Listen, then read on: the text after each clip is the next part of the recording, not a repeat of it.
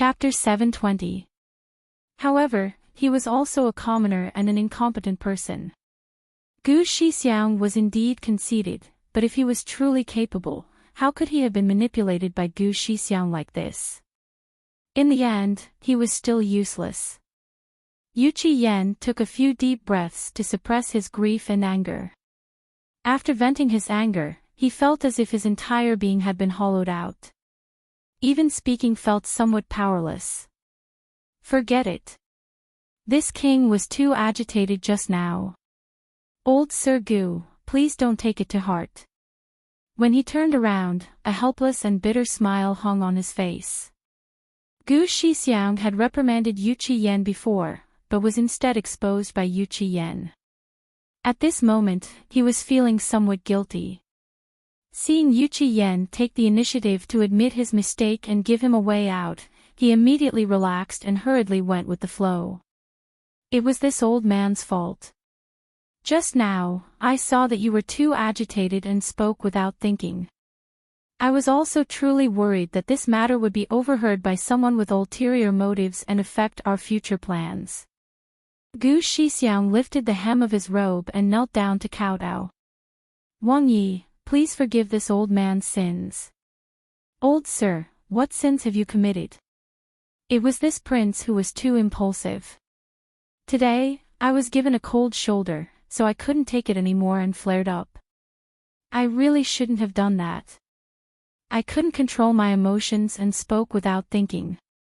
I hope old sir won't take it to heart. Yu Qiyan used both hands to help Gu Shixiang up as he reflected on his own actions. Gu Shixiang's heart felt extremely warm. He thought that although Yu Qiyan wasn't as capable as Pang Xiao, he was still an upright and kind person. He was much better than the retired emperor at that time. He couldn't help but sigh. If the Dian dynasty had been ruled by Yu Qiyan from the beginning, and if the incapable emperor and demon empress generation were removed, perhaps the Yan dynasty wouldn't have perished. Thinking of the past, Gu Shixiang's heart was also filled with sorrow. He thought of the person in front of him being pushed to bear the pressure by his own father. Not only did he leave him with a mess to clean up, but he also secretly hid all the money. If this had happened to him, he probably wouldn't have been able to hold back his anger. Thinking of this, Gu Shixiang wasn't as disappointed in Yu Qiyan as before. Instead, he felt an indescribable sense of guilt. All right. We're a family. Let's forget about this after arguing. Right now, we should plan our next step.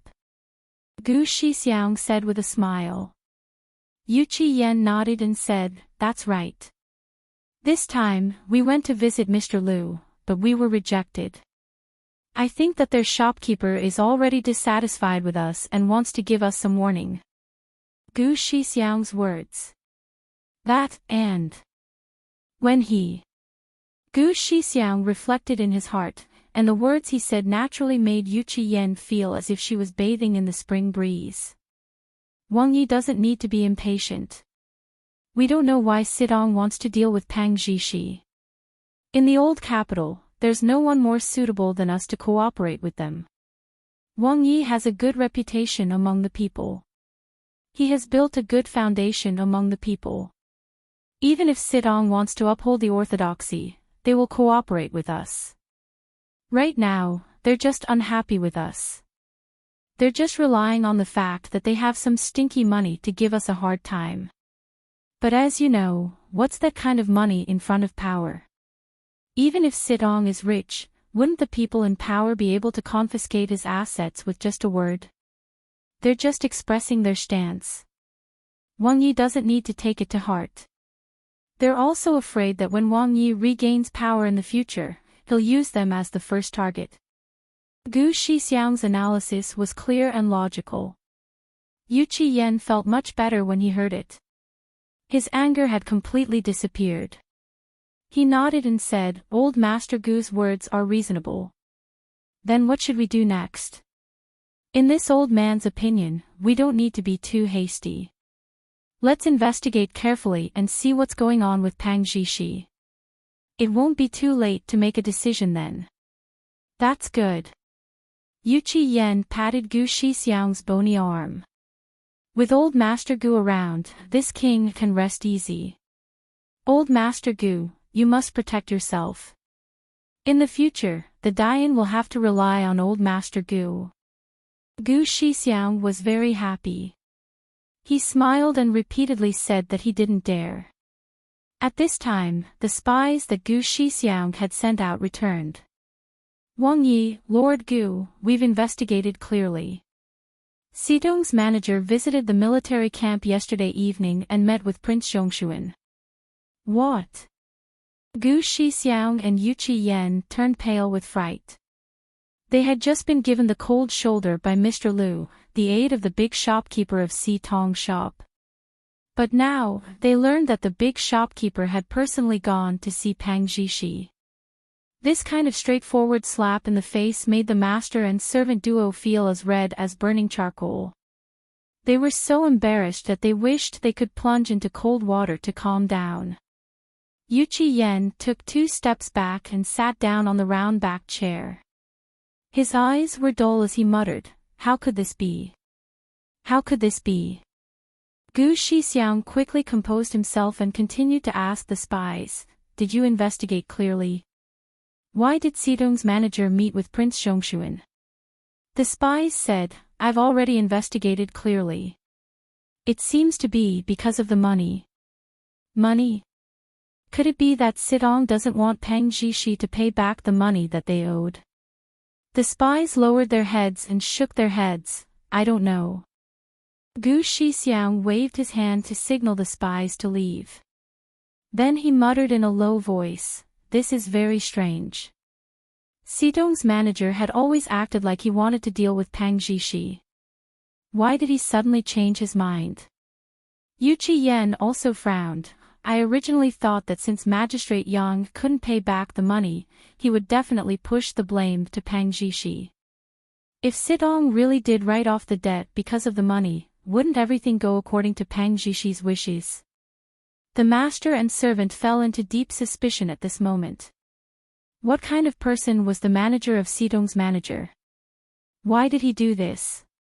Could it be that Xidong had taken a fancy to Pang Zhao's status and wanted to find a backer in the imperial court? The two of them looked at each other and simultaneously compared Yu Yan's current situation to Pang Zhao's. It had to be said that if Xidong really wanted to find a backer, then Pang Zhao was really the best candidate. Yu Yan's mood, which had just improved a little, fell to the bottom again. After Pang Zhao returned to the military camp, Qin Yining felt that his heart was empty. Even though he had 2 children to keep him company, he still felt that the house was too quiet. It was unlike Pang Zhao's house, where there was laughter everywhere. After coaxing the children to take an afternoon nap, Qin Yining went to the warm room to read.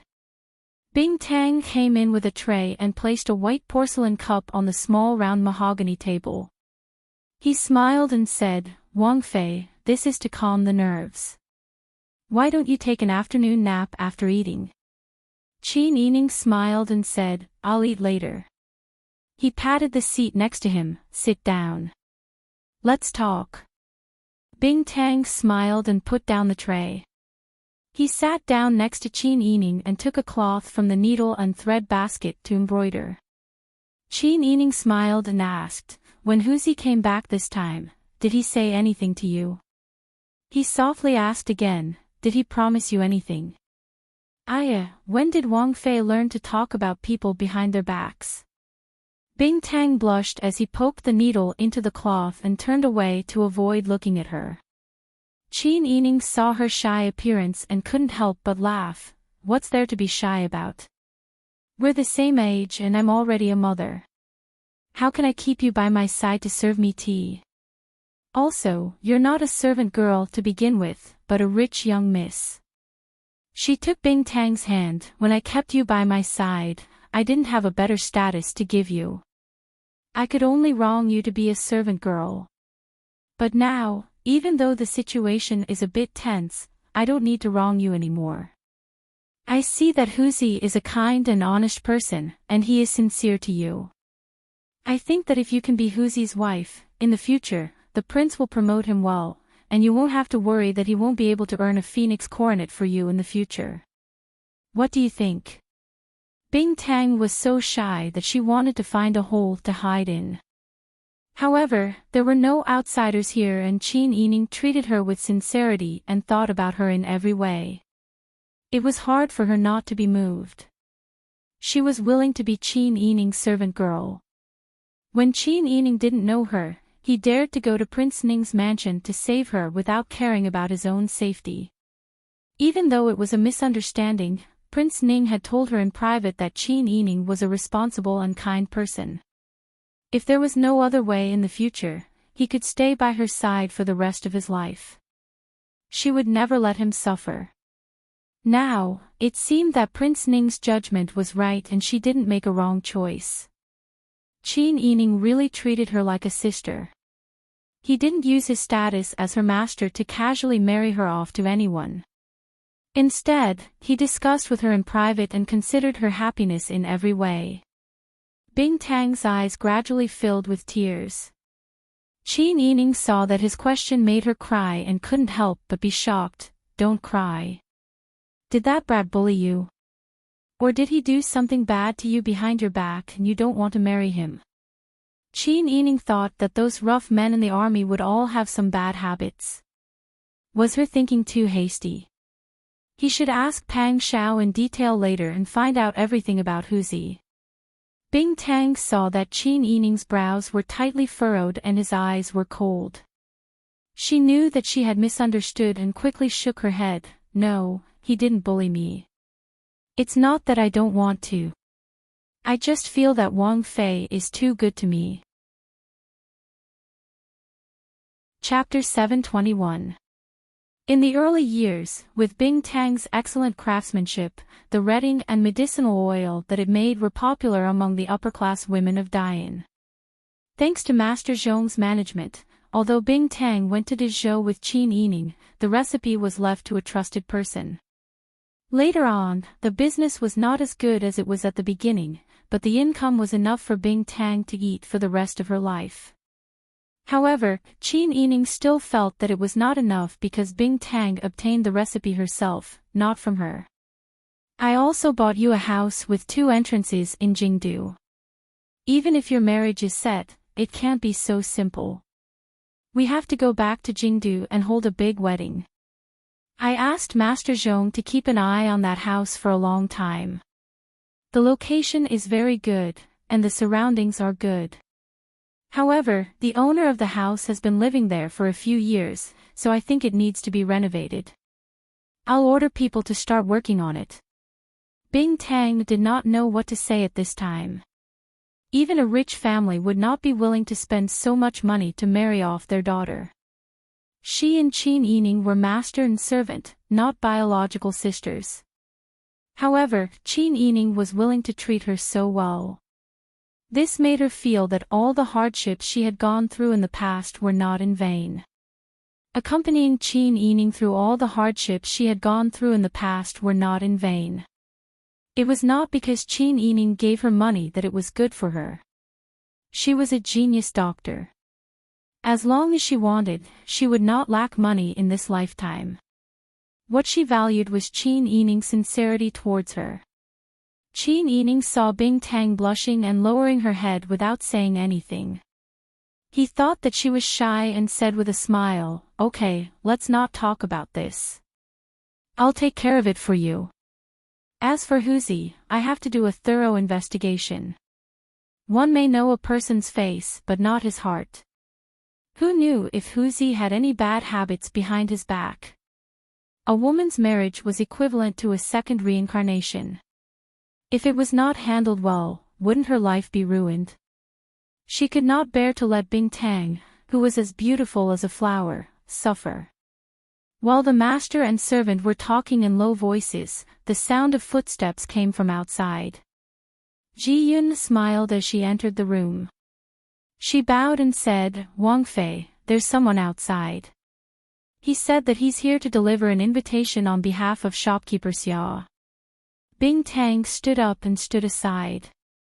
Qin Yining raised his eyebrows and said, "How funny. They're actually sending me invitations again. Let me see what's written on them. Ji-yoon nodded and went out. Not long after, she returned with the invitation. Chin Ening took it, glanced at it, and laughed out loud. Then, he threw it into a nearby wastepaper basket. Go tell the messenger that this king's consort is not free. Ji-yoon said, could it be that they're inviting Princess Consort over again? Yes. Chin Ening sneered. People like him are the most reckless. I wonder where he gets his confidence from. Bing Tang said coldly, he hasn't learned his lesson from what happened last time. He's really shameless to the extreme. Wang Fei, you don't have to pay attention to him. He's just a subordinate, but he doesn't even come to visit Master once. Is he waiting for Master to visit him? Ji-yoon was also furious. She went out to meet the messenger with a cold face. Go back and tell your master that our Wang Fei is busy and doesn't have time. If your master sincerely has something to report, he can come to see our Wang Fei. However, it's not certain if our Wang Fei has the time to meet him. Ji-yoon was very beautiful. In her anger, her eyes were as bright as the cold stars. The servant's face and ears turned red. Even if he was reprimanded, he didn't have time to react and left in a daze. Ji-yoon was so angry that she almost choked. She turned back and told Xian Yun, Chiu Liu, and Lien Xiaozhou about this. They were also very angry and secretly scolded shopkeeper Xia. When shopkeeper Xia heard the servant's reply, he was so angry that he slammed the table and stood up. She really said that. Replying to shopkeeper, this lowly one doesn't dare to lie. Shopkeeper Xia's face darkened and he didn't say anything for a long time. The people beside him looked at each other and immediately scolded, what a foolish woman who doesn't know her place. She actually dares to disgrace our shopkeeper. That's right. She's just a housewife. With her family's current status, she still doesn't know her place. She simply doesn't know her place. Shopkeeper, I think you don't have to leave her any face. This woman's brain is simply extremely stupid. In any case, all the properties aren't under her name. Isn't it all up to you to decide? Shopkeeper Xia's beard trembled. His eyes flickered as if he was moved by this. However, after a while, he slowly sat down and said, she's heartless, so I can't be unjust. As men, we can't bicker with a woman. Write another copy of the letter and send it tomorrow. I want to see when she comes back to her senses. Shopkeeper Xia is really righteous. That's right, shopkeeper Xia is truly too benevolent. Under everyone's compliments, shopkeeper Xia's expression improved a little. However, he was still suppressing his anger in his heart. He wanted to see what kind of qualifications a woman who could only cling to men had to be so arrogant in front of him. It was said that her husband was already badly battered. How could a man like him, who had fought on the battlefield, have the patience to deal with a woman? The people that shopkeeper Xia arranged didn't slack off. Sure enough, in the following half a month, Chin Ening would receive a letter every day, inviting her to the fields to meet them. In the end, Chin Ening couldn't be bothered to look at it and told Ji Yun, the next time they come, directly throw them out along with the letter. Just say that this king consort can't be bothered to meet a servant who doesn't know her place. Princess consort, you should have done this long ago. In the past, you were too good-tempered, so you allowed these vile people to jump around in front of you.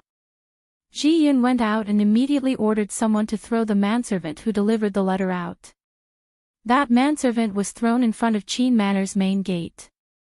Looking at the side gate that was slammed shut, he spat in exasperation, got up, and scampered back to report. Shopkeeper Xia, this lowly one asked someone to throw him out just now. This time, Princess Consort didn't even look at the letter.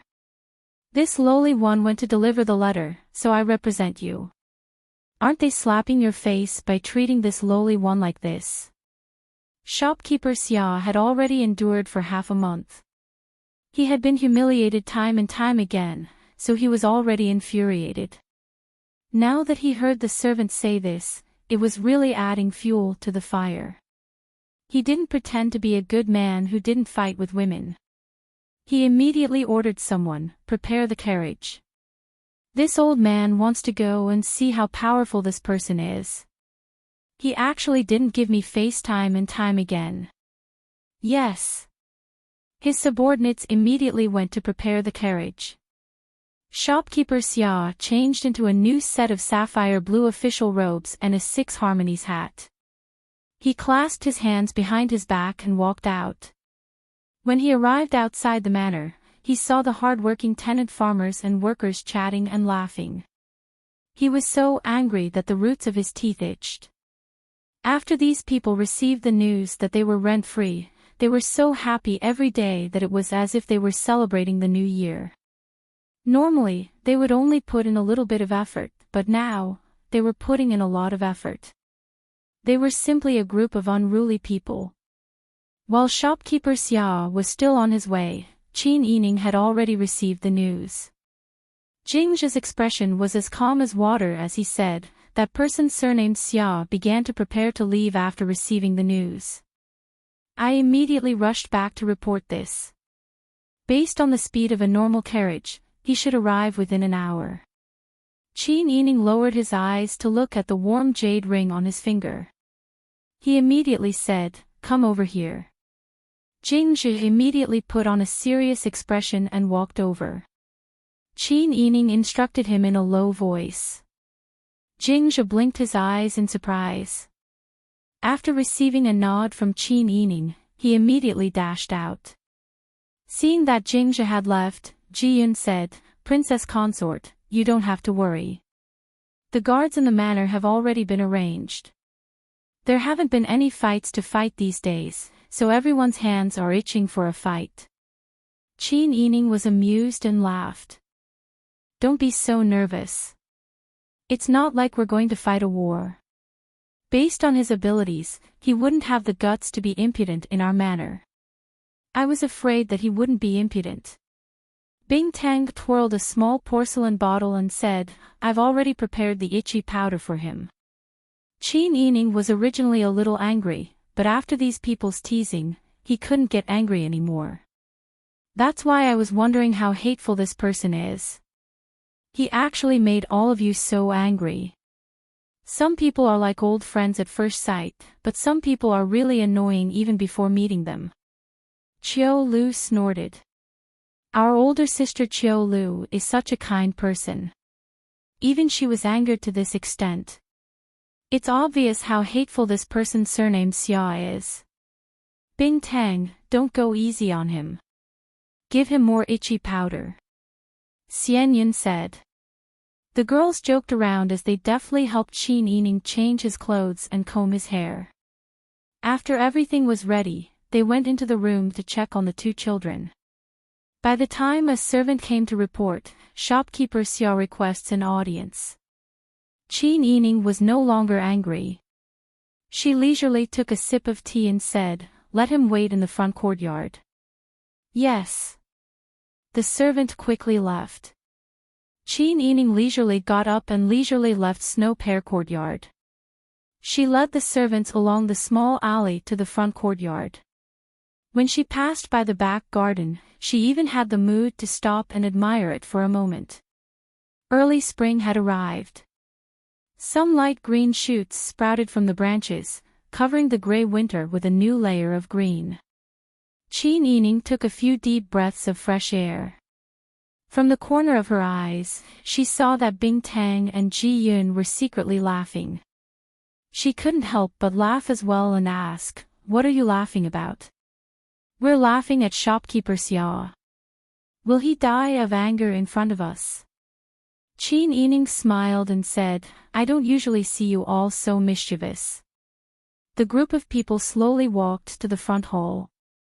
Before they even entered, they heard shopkeeper Xia's unique hoarse voice ask the servant girls sternly, "Where's your princess consort?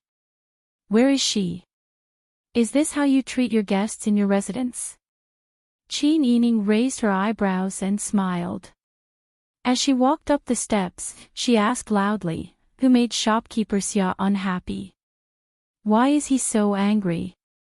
Ji Yun lifted the curtain for Qin Yining, and Qin Yining stepped through the door. Bing Tang followed closely behind and took the tea tray from the servant girl's hands. "Let me do it." The servant girl hurriedly ran out as if she had been pardoned. Qin Yining cast a sidelong glance and saw that the person in front of her was a man in his 50s with a medium build. He was dressed in a sapphire blue robe. He had a decent appearance and looked like a dog. However, his eyes were too impudent. Ever since she entered, that person had been staring at her in a daze. It made her feel displeased. Qin Yining was someone who had seen great winds and waves. She was used to traveling north and south. Because of her appearance, it wasn't as if she had never been stared at before. However, being stared at by shopkeeper Xia in such a displeasing manner made her feel even more disgusted. Qin Yining lightly coughed and sat in the main seat in a dignified manner. She raised a hand to indicate for shopkeeper Xia to sit. Only then did head shopkeeper Xia come back to his senses. He cursed in his heart. He didn't even sit down. Instead, he asked in a loud and righteous voice, "Why has Wang Fei received my invitation several times and refused to come see me?" Bing Tang, who had been preparing hot tea in the back, angrily poured some itchy powder into the teapot when she heard this. Qin Yining wasn't angry. Instead, she asked with a smile, "Shopkeeper Xiao's temper is too big. If outsiders heard this, they would think that you are the master and I am the shopkeeper." Shopkeeper Xia choked and stiffened his neck, unable to say anything for a while. After a while, he sneered, "Wang Fei is too arrogant. Don't you know that all of the businesses in the old capital are managed by me, Xia? Wang Fei isn't willing to condescend to come and see me. Are you waiting for me to come before you are willing to admit defeat? Alright, then let me ask you. What right does Wang Fei have to not go through me and privately stop collecting rent for a year? Do you know how long it took me to get to this point? It was all ruined by Wang Fei's one sentence." Chapter 722. Shopkeeper Xia sneered, "Princess consort is not 70 or 80 years old. Can't you hear me clearly? How dare you?" De Han, Young Man and others stood behind Qin Yining and scolded in unison. Young Man was a little impulsive. She pulled out half of her saber on the spot. The blade was cold and sharp. They had heard shopkeeper Xiao's outrageous words. Without Qin Yining's order, they didn't dare to act on their own. They didn't expect this person to insult them. How could they bear it now? Shopkeeper Xia was frightened and instinctively stepped back. Then he remembered that the woman in front of him was a princess.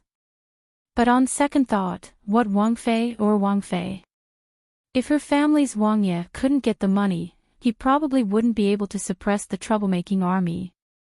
At that time, if a mutiny occurred, both Wang Ye and Wang Fei would be in trouble. She was just a woman who didn't know anything. How dare she be so arrogant? Shopkeeper Xia straightened his back. There's nothing to be bold or timid about. This old man's honest words are unpleasant to the ears. Even if Wang Fei doesn't like to hear it, what I said is the truth. Princess consort is a woman. Can't you manage Wang Ye's inner residence well? Why do you have to stretch your hands so far? Isn't it good to just sit and wait for the dividends? Let me ask you again.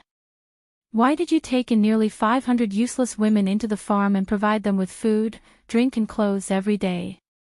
Even if you want to make a cloth factory and ready-made clothes, you can find people to work here temporarily. I believe there will be a lot of people willing. But Princess Consort found so many women in advance to raise them for free. What are you thinking? As soon as shopkeeper Xia finished speaking, there was a clang sound of sharp sabers being unsheathed. Han and young man both took out their sabers and were about to chop people. Ah! What are you doing? Shopkeeper Xia was frightened and hurriedly took 2 steps back. However, his self-esteem caused him trouble. In addition, he concluded that Qin Yining only dared to let the people around her intimidate him. Therefore, he straightened his back and stood in the same place. He glanced at Han and young man contemptuously, straightened his back and raised his chin. Do you still want to kill people? Han scolded, how dare you? How dare you be so disrespectful to Princess Consort? Give me your life. As he spoke, he brandished his saber and slashed. Shopkeeper Xia gritted his teeth. Although he was afraid, he refused to retreat. Thinking that Qin Yining wouldn't dare to kill him, he didn't even try to dodge. How would he know the origin of the Great Frost? That was the silver-masked spy who had once been by the side of the incapable ruler and had done everything. To him, killing someone in front of him was no different from stepping on an ant. Han's subordinate didn't hesitate at all. The only thing he was worried about was that killing head shopkeeper Xia would ruin Qin Yining's plan. However, Qin Yining was still sitting in her original position. She even smiled faintly and supported her chin. Her sitting posture was very relaxed, as if head shopkeeper Xiao's life and death had nothing to do with her. Han knew that Qin Yining wouldn't stop him, but he didn't necessarily want head shopkeeper Xia to die. The knife in Han's hand was wrapped in anger as it slashed towards head shopkeeper Xia. Head shopkeeper Xia didn't want to dodge, but Han didn't stop at all. Qin Yining also didn't have any intention to stop him. Head shopkeeper Xia immediately shuddered. He hurriedly closed his eyes and squatted down, shouting, "You can't kill me." For a spy like Han, there was no reason for him to fail in killing a small character like Xia Zongping.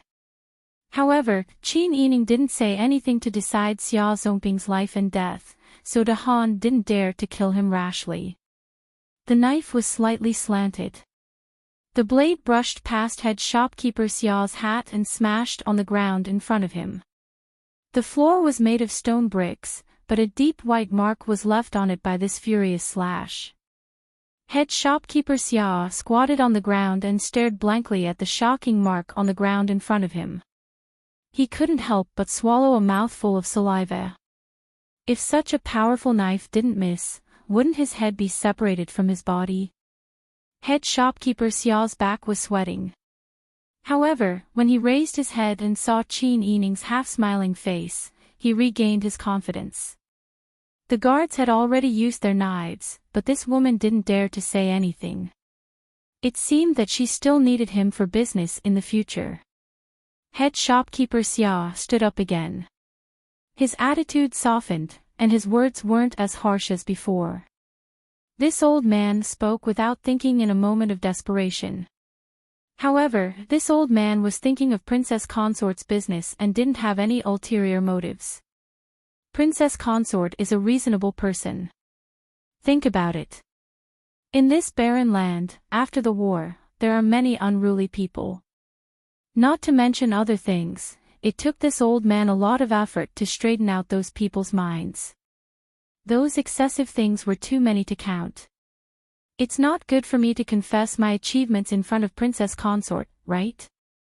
Princess Consort is a noble person who enjoys a comfortable life. Why don't you give me the power? I'll manage it carefully. Princess Consort can save effort and also have dividends to eat. Why not? Why should he tire himself out and bring all the trouble to himself? Your Wang Fu must have many things to do. Why don't you leave some energy to manage these things? Wouldn't that be better? Qin Yining heard that head shopkeeper Xia had changed his tone in fear. He really was an expert at changing his rudder according to the wind. He couldn't help but mock. It's rare for head shopkeeper Xia to change his attitude and be so gentle. This king consort really feels flattered. Head shopkeeper Xia couldn't maintain his composure after being mocked. He silently scolded Qin Yining for not knowing what was good for him. Qin Yining saw head shopkeeper Xiao's expression and could guess what he was thinking. Since this person didn't repent, then there was no leeway to keep him. Qin Yining stood. There was no longer the smile on his face. He said calmly, "Since head shopkeeper Xia has worked so hard, and the unruly people always make head shopkeeper Xia feel powerless, why don't you leave? Why don't you leave this work to someone else? Head shopkeeper Xia isn't young anymore. Why don't you spend the rest of your life in comfort? That's the right path." Head shopkeeper Xia raised his eyes in shock and met Qin Yining's cold gaze. That gaze didn't seem to be looking at a living person, but an ant. How could he change so quickly? The person that he had scolded and didn't dare to refute had suddenly changed his attitude. Head shopkeeper Xia had seen many people. If he still couldn't see that Qin Yining had purposely allowed him to be impudent, then his many years of experience in the business world had been in vain. Such a sinister woman. She wanted to use her status as Wang Fei to suppress him. Head shopkeeper Xia gritted his teeth and stood up with a tense back. He squeezed out, "I think Wang Fei is fearless because of her status.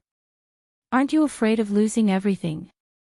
Qin Yining said expressionlessly, "Is that so? I'll wait." "All right, you wait." Head shopkeeper Xia clenched his fists and left after saying these harsh words. Bing Tang was holding a cup of hot tea with added ingredients in her hand. She was considering whether to pour it on him. De Han, young man, and the others all looked at Qin Yining. It was as though if Qin Yining nodded, they would immediately pounce on him. Head shopkeeper Xia angrily walked out as he secretly sighed in relief. Not only did he save his face, he also saved his life. She would be in trouble when he returned. Chapter 723. That rebuke was too intimidating. Head shopkeeper Xia was so shocked that he stopped in his tracks. He quickly turned around and saw a tall, handsome young man standing in the corridor with his hands behind his back. He was wearing a black satin general's uniform, a purple gold crown with tassels on his head, and a tiger-headed cloak on his shoulders. All of this clearly showed his status. Wasn't this Prince Xiongxuan, who was supposed to be guarding the barracks? How come he'd come back now? Although he knew that Pang Zhao's situation in the army was awkward, this person was still a notorious fiend. Even your majesty had to give him some face when he saw him. Head shopkeeper Xia dared to bully Qin Yining because he was certain that the businesses she managed were Qin Yining's private property. If a woman wanted to keep a private stash of money, she wouldn't let her husband's family interfere with her business. However, he didn't dare to be impudent in front of Pang Zhao. Because this person was truly a reckless man who killed without blinking an eye. If he made a mistake and this person killed him because of a disagreement, he'd be giving up his life for nothing. Head shopkeeper Xiao's forehead immediately broke out in a cold sweat. Master Zhong and third shopkeeper Lu, who were standing behind Pang Zhao, had even more sweat on their foreheads than head shopkeeper Xia. They had been following Pang Zhao this entire time and had clearly heard the conversation between head shopkeeper Xia and Qin Yining. They couldn't believe how impudent and rude head shopkeeper Xia had been. Let alone Pang Zhao. Any man who saw his wife being bullied wouldn't be able to stand it. Outsiders didn't understand Pang Zhao's feelings towards Qin Yining, but Master Zhong understood them the best. When he thought about how head shopkeeper Xia had been recommended by him, and how Wang Yi had gotten angry, Master Zhong was so scared that cold sweat broke out on his back. In the time it took to breathe, Peng Xiao had already called Huzi over and pointed at head shopkeeper Xia. How dare you act so impudently in this king's estate? Take this dog with bad intentions away. Yes. Huzi accepted the order and immediately strode forward with his men. He grabbed head shopkeeper Xiao's arms and pinned them behind his back. Then, he began to shove him away. Shopkeeper Xia did not expect Pang Xiao to be so swift and decisive. He did not even give him a chance to speak. Being dragged by Huzi, he struggled with all his might but could not break free from Huzi's iron grip. He could not help but turn around and shout in shock and fear, "Why are you grabbing me? Do you know who's behind me? I don't care who's behind you. Take him away." Pang Xiao didn't care at all. He waved his hand to signal Huzi to take him away. Huzi exerted more force and dragged the man away like a dead dog. Qin Yining paced in front of Pang Xiao. She patted her chest and blinked her long eyelashes as she laughed softly. Luckily Wang Yi came back in time. Otherwise, this concubine would have been bullied. Her pair of beautiful eyes, which contained a hint of a smile, had a hint of playfulness in them. This caused Pang Xiao's anger to dissipate, and he couldn't help but laugh out loud. "You!" His phoenix eyes were smiling as he pretended to be angry. "How could someone be so unappreciative? Why didn't you tell me earlier? At the very least, you are the princess consort. If a servant came to bully you, those who didn't know would think that I, Pang Zhishi, had no ability to protect my wife." When Master Zhong and Lu Dashun heard this, their knees weakened and they knelt down at the same time. "Wang Yi, please forgive me. It is this lowly one's fault. I did not choose a good servant for the princess consort and caused this to happen. I caused the princess consort to be bullied." Master Zhong's heart was filled with guilt. Lu Dashun was so nervous that he couldn't say a single word. He only focused on kowtowing. Smiling, he turned around to help Master Zhong up. Pang Xiao comforted him with a smile. "Master Zhong, please rise. I don't mean to blame you. You're an old man who's been with Yi for a long time. When we were chatting, Sister Yi often mentioned you to me.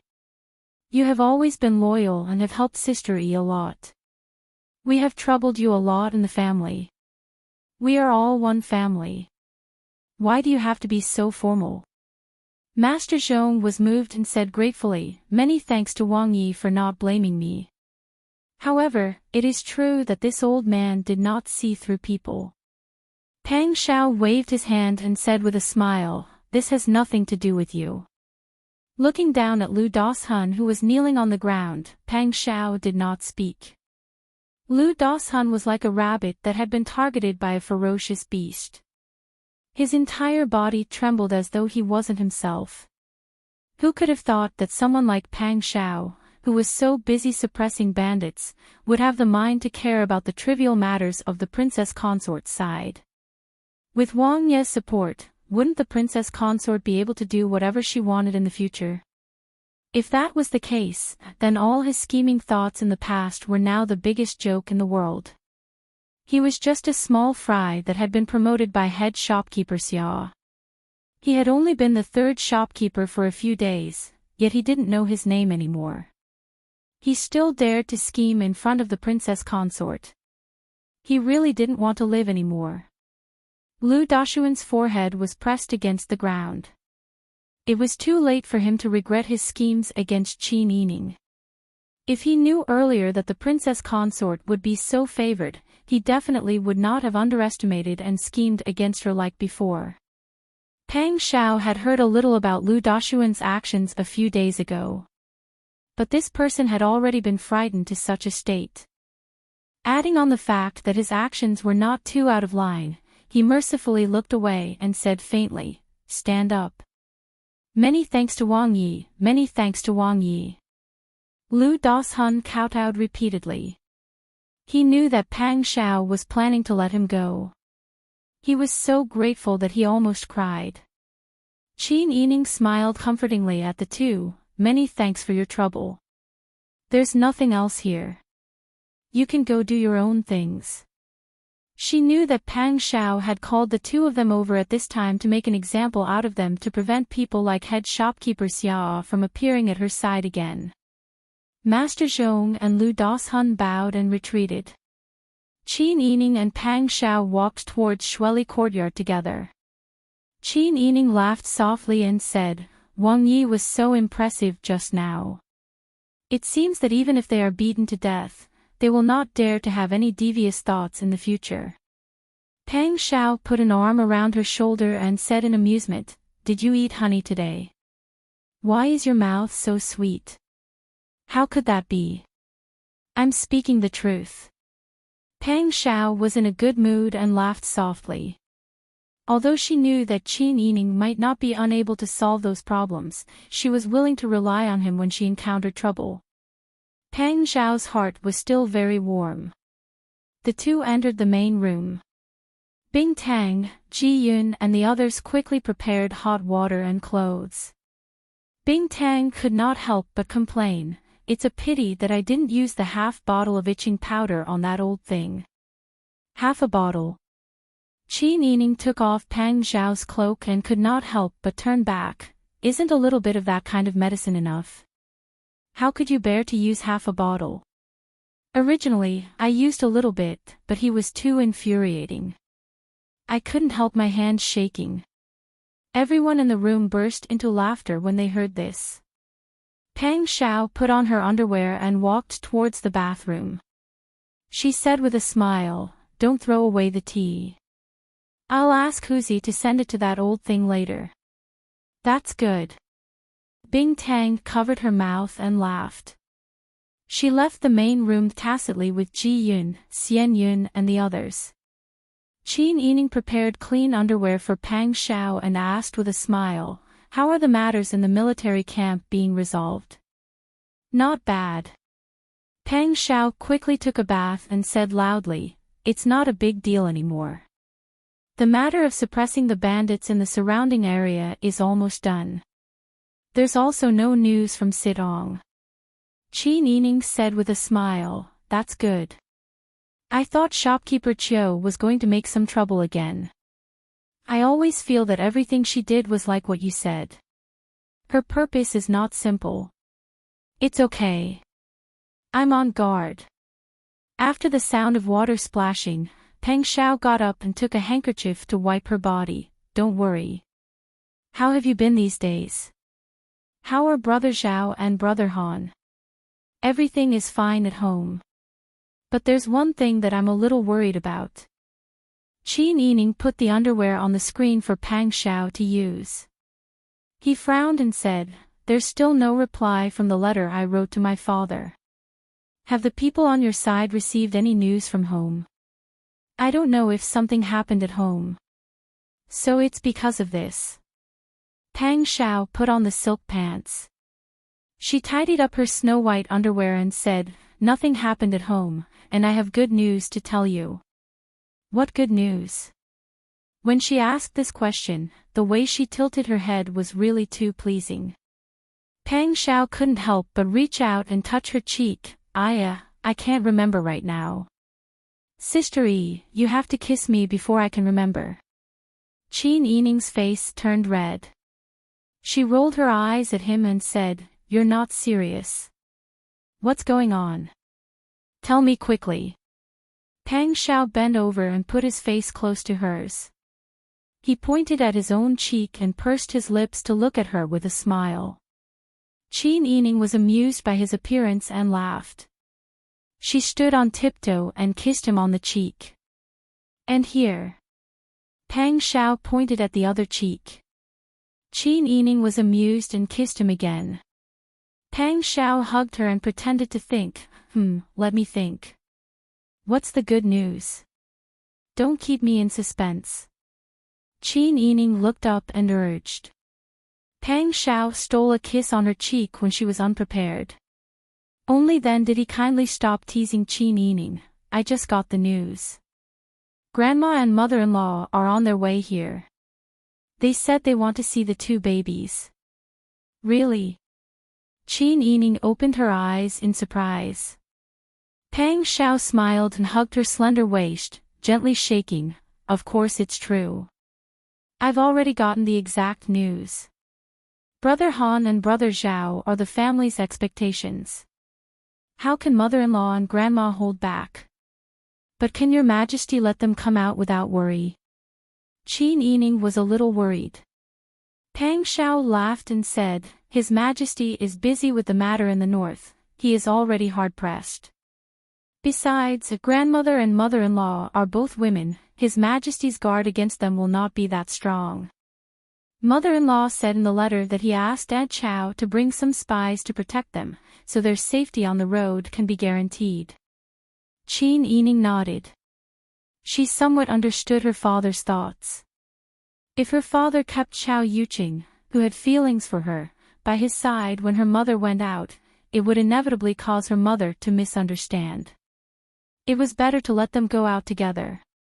Qin Yining said, If that's the case, I have to prepare well. I don't know how long it will take. Chapter 724. Pang Zhao's information was very accurate. In just a few days, her mother's servant came to report in advance. When Qin Yining saw the servant who reported the news in the front hall, he couldn't hide his surprise and smile. Where do you think my mother and the others have gone? When will they arrive? The manservant replied with a smile, replying to Your Highness, the old madam and her entourage have already passed by Xihua City. This lowly one rushed over from Xihua City on horseback. Based on the speed of the carriages, they should arrive tomorrow or the day after. Madam Dowager said that you don't need to prepare anything. We are all family, so you can live however you want. Qin Yining nodded repeatedly. I see. Thank you for coming. It's not hard, it's not hard. The servant waved his hand repeatedly and bowed to Qin Yining before being taken away by Qiu Lu to arrange food and accommodation. Qin Yining stood up and said happily, although it's convenient to live in everywhere in the mansion, it's better to live close to Snow Pear Courtyard. If something happens, it's convenient to leave. It won't delay things. She didn't forget the current situation. Moreover, living in this house, she could more or less remember the catastrophe that made her lose many relatives. She still had a little shadow of this house. Ji Yun and the others also sighed in their hearts. However, it was a happy thing that Madam Dowager and Madam Dowager were coming. They didn't want to spoil Qin Yining's mood. Therefore, all the maidservants smiled and were busy preparing the azure bamboo courtyard next to Snow Pear Courtyard. The azure bamboo courtyard was named after the small bamboo forest planted in the backyard. In the past, there were many people in the courtyard, but there were not many, so it had always been empty. It was only separated from Snow Pear Courtyard by a wall. There was a begonia gate on the side. After passing through the begonia gate, one could see the back door of the wing room of Snow Pear Courtyard. It was very convenient to come and go. Qin Yining took people to clean up the azure bamboo courtyard in person and burned a charcoal basin to dry the house in advance. No matter if it was the main room or the wing room, he didn't leave anything behind. The small kitchen was now in Snow Pear Courtyard. He arranged 2 more cooks and asked someone to find a chef from the north. Her grandmother was from the north, so she probably wasn't used to the taste of the south. After bustling about for a while, all the basic necessities had been properly arranged. All that was left was to wait for the guests to arrive. Qin Yining felt that time had passed extremely slowly these past 2 days. It was as if he was looking forward to the stars and the moon. Finally, he received the news in the afternoon. Your Highness, Old Madam and Old Madam's carriage has entered the city. Qin Yining was overjoyed and hurriedly had Bing Tang and Ji Yun help her change her clothes. She also picked up the 2 children wrapped in red swaddling clothes and led them out of the fu. Tell the servants in the mansion to prepare well. We'll come and greet Old Madam and Old Madam together later. Yes.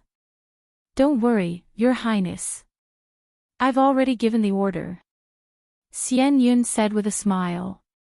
Qin Yining instructed the gatekeeper to open the main gate. Master and servants stood at the bottom of the steps in front of the gate and waited. After the time it took for 2 incense sticks to burn, they finally saw a group of carriages under the protection of several imperial bodyguards. Among the imperial bodyguards, Qin Yining looked familiar. The leader of the imperial bodyguards was even more familiar.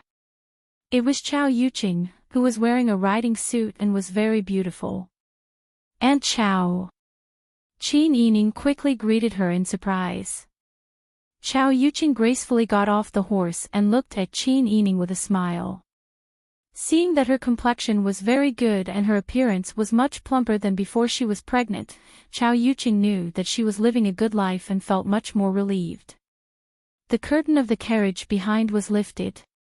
The Sun clan poked their heads out first and said happily, "Sister Yi." Mother Jean, who was following the carriage, got off first and helped the Sun clan get off the carriage. Then Madame Ma got off the carriage. "Mother, grandmother."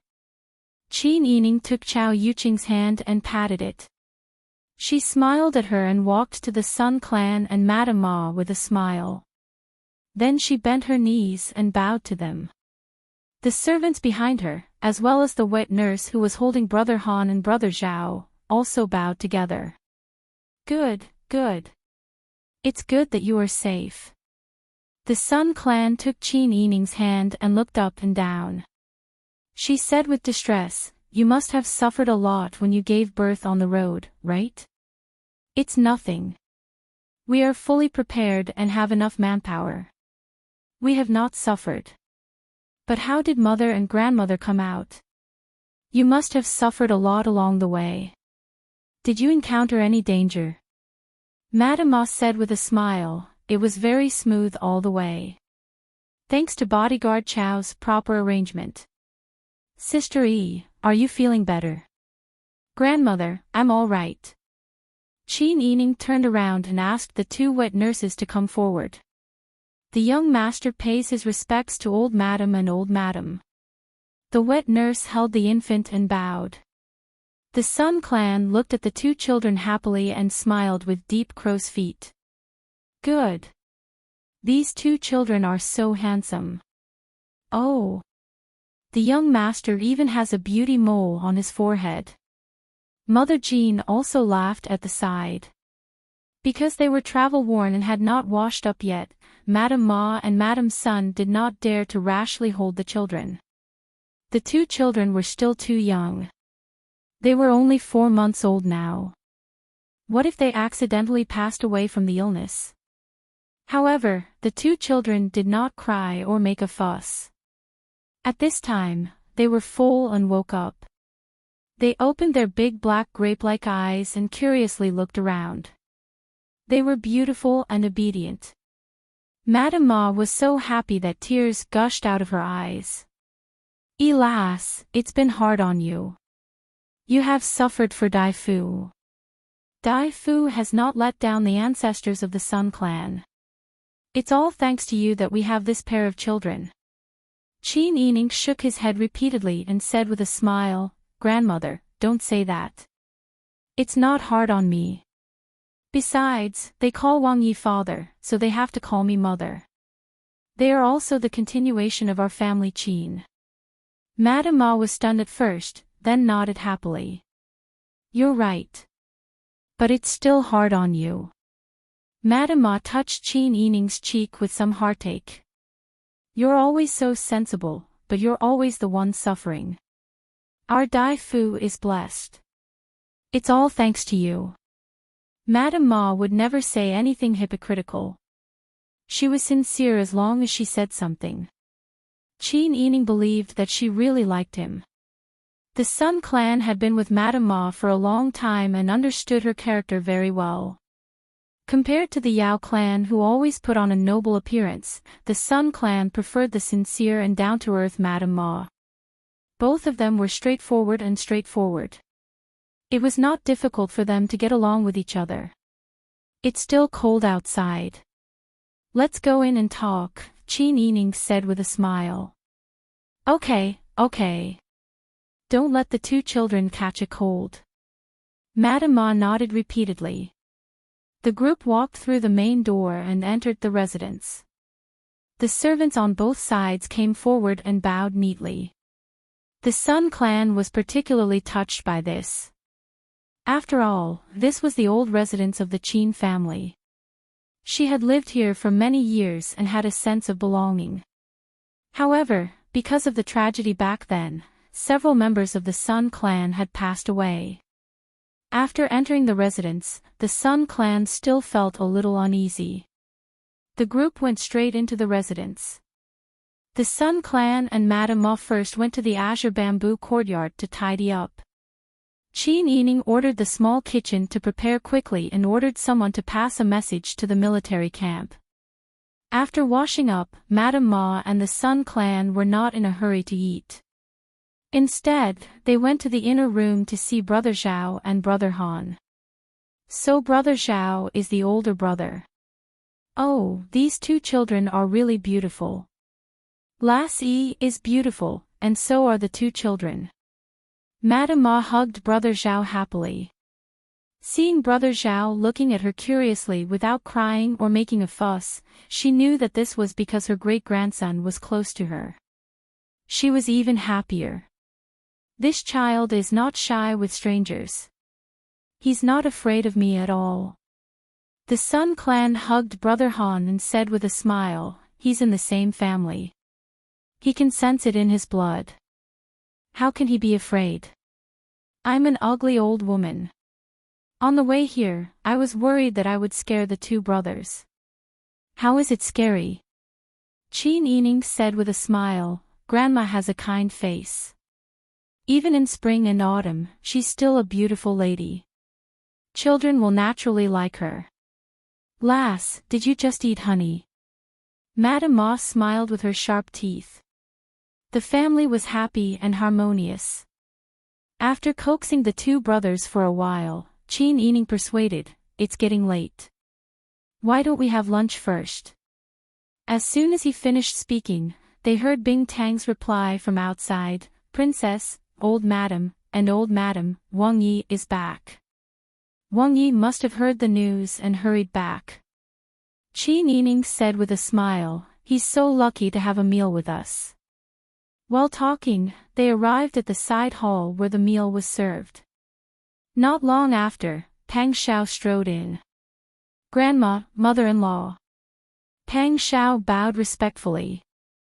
The Sun clan hurriedly said with a smile, don't be so polite. We're all family. At this moment, the Sun clan looked at Pang Xiao like a mother-in-law looked at her son-in-law. The more they looked at him, the more satisfied they were.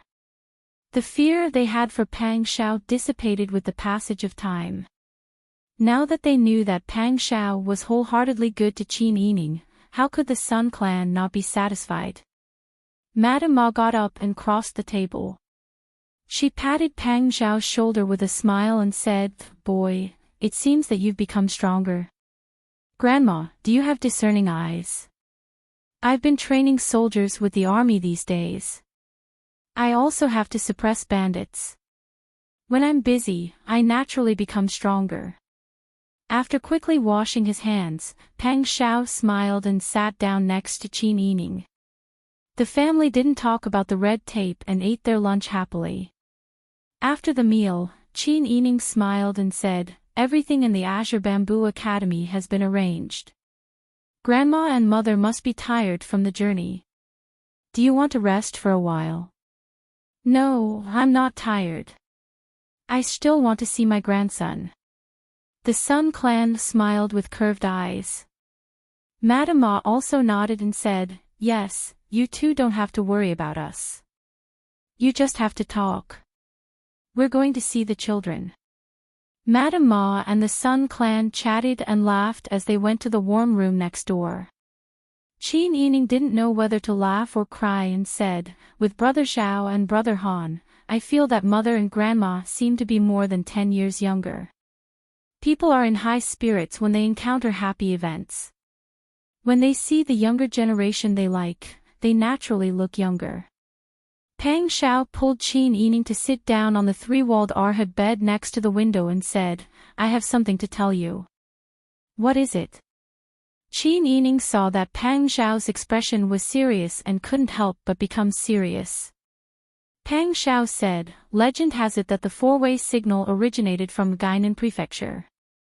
I ordered people to investigate it, but in the end, they almost dug 3 feet into the ground in Gainan Prefecture, and still couldn't find anything related to the origin of the four-way signal. I think that the news that Sidong originated from Fugue must have been misled by someone. Rumors really can't be trusted." Qin Yining wasn't surprised at all when she heard the news.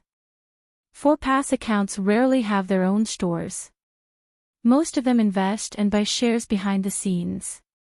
Those stores do business on the surface and won't claim to be for-pass accounts all the time. Therefore, it's hard to find any useful clues with such poor conditions. Chapter 725. That's right. If the four-way company wants to hide themselves well, they can only use such a cunning method. They spread fake news to confuse people. After all, the mountain is high and the road is long. Not everyone has the ability to investigate in detail like us. Pang Xiao shook his head and said, "However, after these days of investigation, I can see the four-way company's business model more clearly. I really can't help but admire their ability to involve all kinds of industries. Although the four-way company is a century-old brand, they were very low-key in the past. They were the type that made a lot of money in secret. It was only in recent years that they came to the surface and extended their reach into the army." Qin Yining nodded. After all, she didn't do business and didn't understand the business world. However, she understood that the business world was like a battlefield. It was also a place where hard work was needed. To be able to operate the four-way company for 100 years and develop to its current situation, it definitely wasn't something that a simple person could do. Then what about shopkeeper Chou's background? You couldn't find anything. Pang Xiao said, "This was very easy to find. Her household register is in the capital. She's a proper citizen of the capital. There are no flaws at all." Qin Yining nodded thoughtfully. "This is strange. We couldn't find anyone in Gainan, but it's in the capital. It's so confusing that it's enough to prove that there's something fishy about the four-way company. If we don't find out their origins, I'm afraid it won't be good for us in the future. The four-way company schemed against you this time for mutual benefit, but who knows if they'll cause some other trouble next time and let you clean up the mess. Their origins must be investigated clearly." Qin Yining smiled and pulled Pang Xiao's hand. She played with his well-defined, calloused fingers and lowered her eyes to think for a moment. She smiled and said, "You just have to focus on the military camp. Leave the investigation of the four-way company to me. It just so happens that mother and grandmother came recently. I can also focus on thinking about this matter." Pang Xiao lowered his eyes and gently looked at Qin Yining. His gaze turned and fell on her slender hands. Their hands were placed together, one black and one white, one firm and one soft. Their fingers intertwined so well that his heart melted. He didn't want to trouble Qin Yining. After all, Qin Yining had to take care of the household and take care of the children when he wasn't home. He also had a business to run. He didn't want her to worry too much at such a young age and help him manage other matters. However, he also understood her ability. Since she had spoken, she already had a plan. He was truly too busy with court affairs and the military camp, and political affairs had already made him unable to attend to 2 things at once. Qin Yining saw his hesitation. She didn't need to think to know what he was thinking. We're husband and wife. What can't we shoulder together? No matter if it's good or bad, it belongs to our family. Whoever is free can put in more effort. It's not a big deal. Qin Yining moved closer to Pang Xiao and deliberately teased him. Could it be that Wang Yi is afraid that if I'm too capable, it will make Wang Yi look weak?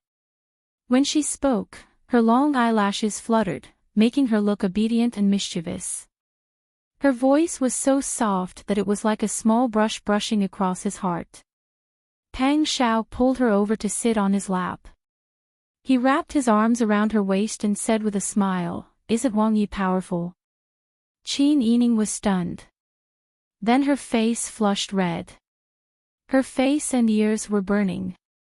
This person usually seemed like a good person. Why did he say such things that made her overthink things? Pang Xiao buried his head in her neck and breathed in the familiar scent of her body. He said in a lazy voice, "All right, then I'll let you do whatever you want. If there's anything you need me to do, just tell me. I'll ask the people around me to help you." "Okay." Qin Yining agreed without hesitation. Then, she whispered her thoughts to Pang Xiao. Pang Xiao nodded as he listened. In the end, he couldn't help but hold her in his arms for a long time. "How can my sister Yi be so smart? If we follow your method, we won't have to worry about not being able to find out the truth." "I hope so." Qin Yining smiled softly and leaned into his arms. It was rare for them to have quiet time to enjoy. Soon, Pang Xiao would have to return to the military camp. They didn't know how many days they would have to wait before they could meet again. These days of less time together and more time apart could torture a person to the point of collapse. However, they were both smart and sensible people. They wouldn't be depressed because of these things. In fact, they would cherish the time they had together even more. They were even more determined to solve the problems around them as soon as possible so that they could be together without any burden. With the Sun clan and Ma clan around, Qin Yining almost couldn't get closer to Brother Zhao and Brother Han. They were close to each other even though they were from different generations. If there was only one of them, they were afraid that the Sun clan and Ma clan wouldn't have enough to share. Now that they each had one of them, it was quite peaceful. Without any worries, Qin Yining ordered people to make preparations. After everything was done, he called Ji Yun to his side and handed her an invitation. "Go to Magistrate Yang's residence and pass an invitation to shopkeeper Qiu. Tell him that my mother came here and specially brought me a chef from the capital. I know that shopkeeper Qiu is also from the capital, so I specially invited her to taste the taste of her hometown tomorrow." Ji Yun nodded and carefully put away the invitation. Qiu Lu was honest, "But isn't Princess Consort's hometown here? It's not the capital. The chef in the capital makes northern dishes, right?" Qin Yining chuckled, "What nonsense are you talking about? You deserve to be beaten." Bing Tang, Ji Yun, Xian Yun, and Lian Xiaozhou all laughed and pretended to chase after Qiu Lu. The girls' laughter was particularly pleasant. Ji Yun followed Qin Yining's instructions and smoothly handed the invitation to Yang's residence, along with the message. Yang's family members were very polite to Ji Yun, which made Ji Yun even feel that Magistrate Yang was now afraid of Wang Yi. After Ji Yun left, Qiu Feishan held the snow-white letter in her hand and carefully looked at the handwriting on it. A playful smile appeared on her lips. Magistrate Yang looked at her from the side and advised, "Miss, you have to think twice before you act. Their actions this time are really abrupt. It might be a trap for you to fall into." Qiu Feishan smiled and nodded.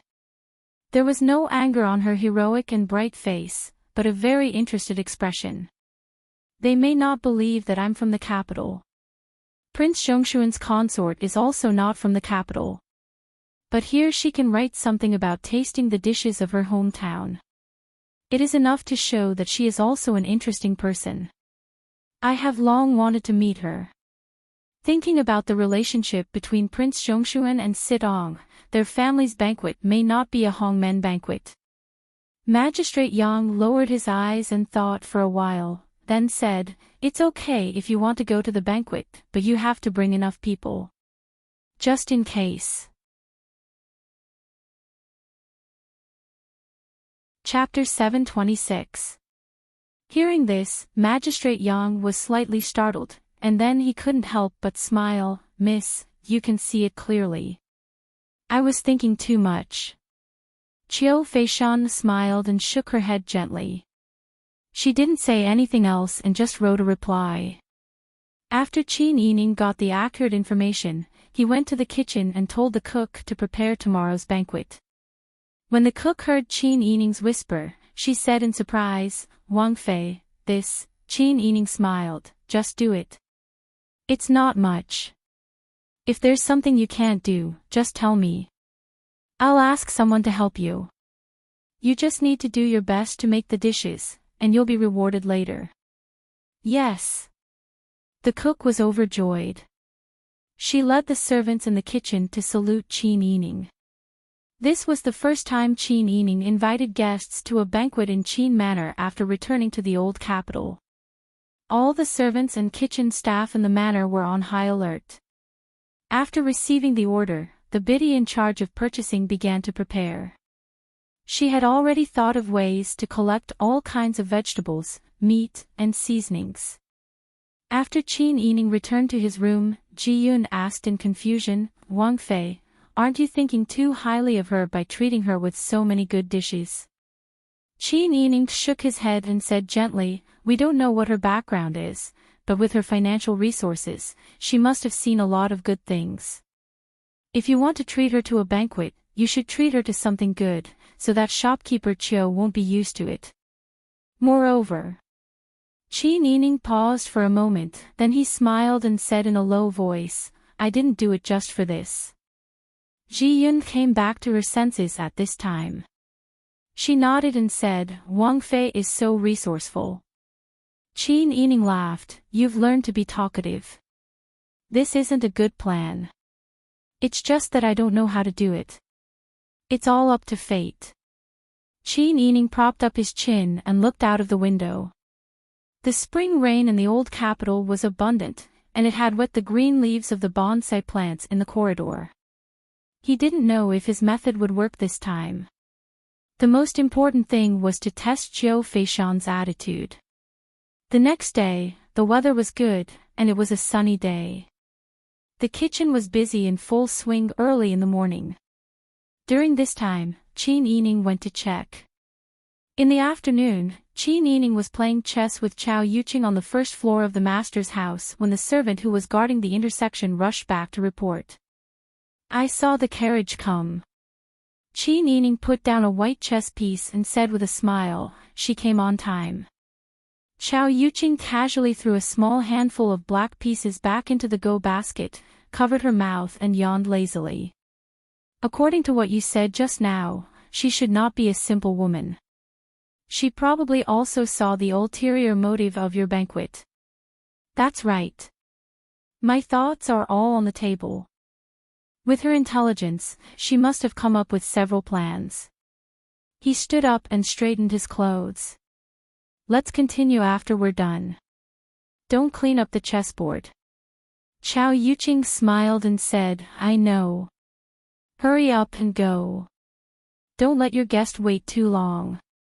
Go back to the barracks and tell your man about you in private." Qin Yining stopped.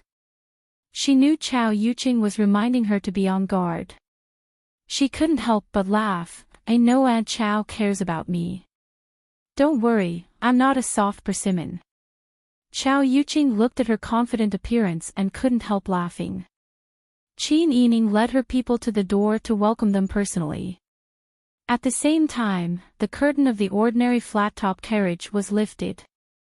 Qiu Feishan, who was wearing a white robe, got off the carriage with the help of a maid. Her movements were elegant and noble. When she raised her head, the two looked at each other and smiled. Qiu Feishan bowed first, "Thank you for your hospitality. You don't have to be so polite. Based on the relationship between our two families, this is what I should do." She was talking about the relationship between Si Tong and the army. Si Tong and the army had reached a balance. The process was not pleasant. The business of Si Tong in the old capital was almost closed down by Pang Shao. Qiu Feishan secretly thought that this princess really wasn't someone who was easy to get along with, so she smiled and said, "That's exactly the case."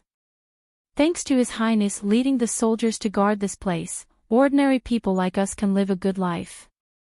Even if Wang Fei didn't send an invitation, this little girl will find a chance to visit.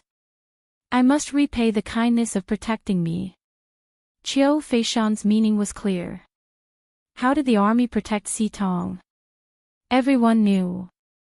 She was threatening them in disguise. The two people exchanged words, but they didn't show the slightest displeasure. They didn't say a word. At the same time, they had a smile on their face. Listening to this, Bing Tang, Ji Yun, and Being, who was brought by Qiu Feishan, were shocked. Today's banquet was really not simple. They went all the way to the banquet hall. It was obvious that this place had been cleaned and renovated. The floor was covered with a thick carpet of flowers. In the middle, a long black table was filled with cups and plates. The dishes were rich and complete. It didn't look like an ordinary banquet, but more like the Empress Dowager and Empress in the palace. Shopkeeper Qiu, please take a seat. Wang Fei, please. The two people modestly sat at both ends of the long table. The maids stood behind each other. Qin Yining ordered the singing and dancing to begin. While the musicians were preparing and the dancers were entering, Qiu Feishan looked at the exquisite dishes on the table. The corner of her mouth couldn't help but twitch.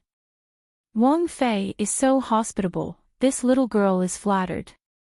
The capital chef from Wang Fei's family is really a genius. How is this a chef from the capital? Isn't this clearly a chef from all over the country? How could Qin Yining not hear the sarcasm in her words? However, her expression didn't change as she nodded in agreement. That's right, I always thought that his craftsmanship was good. Being able to receive praise from shopkeeper Qiu proves his talent. Later, this princess will definitely give him a raise. As she said this, she reached out her hand to indicate that Qiu Feishan didn't need to be polite. Shopkeeper Qiu, please don't be polite. The table was too big, and there were too many dishes. It was impossible for her to take the food herself. Qiu Feishan simply ordered the maids to take the food for her. Being was well trained. With just a glance, she knew what Qiu Feishan wanted to eat. Qin Yining's side was the same. Ji Yun was serving at the side.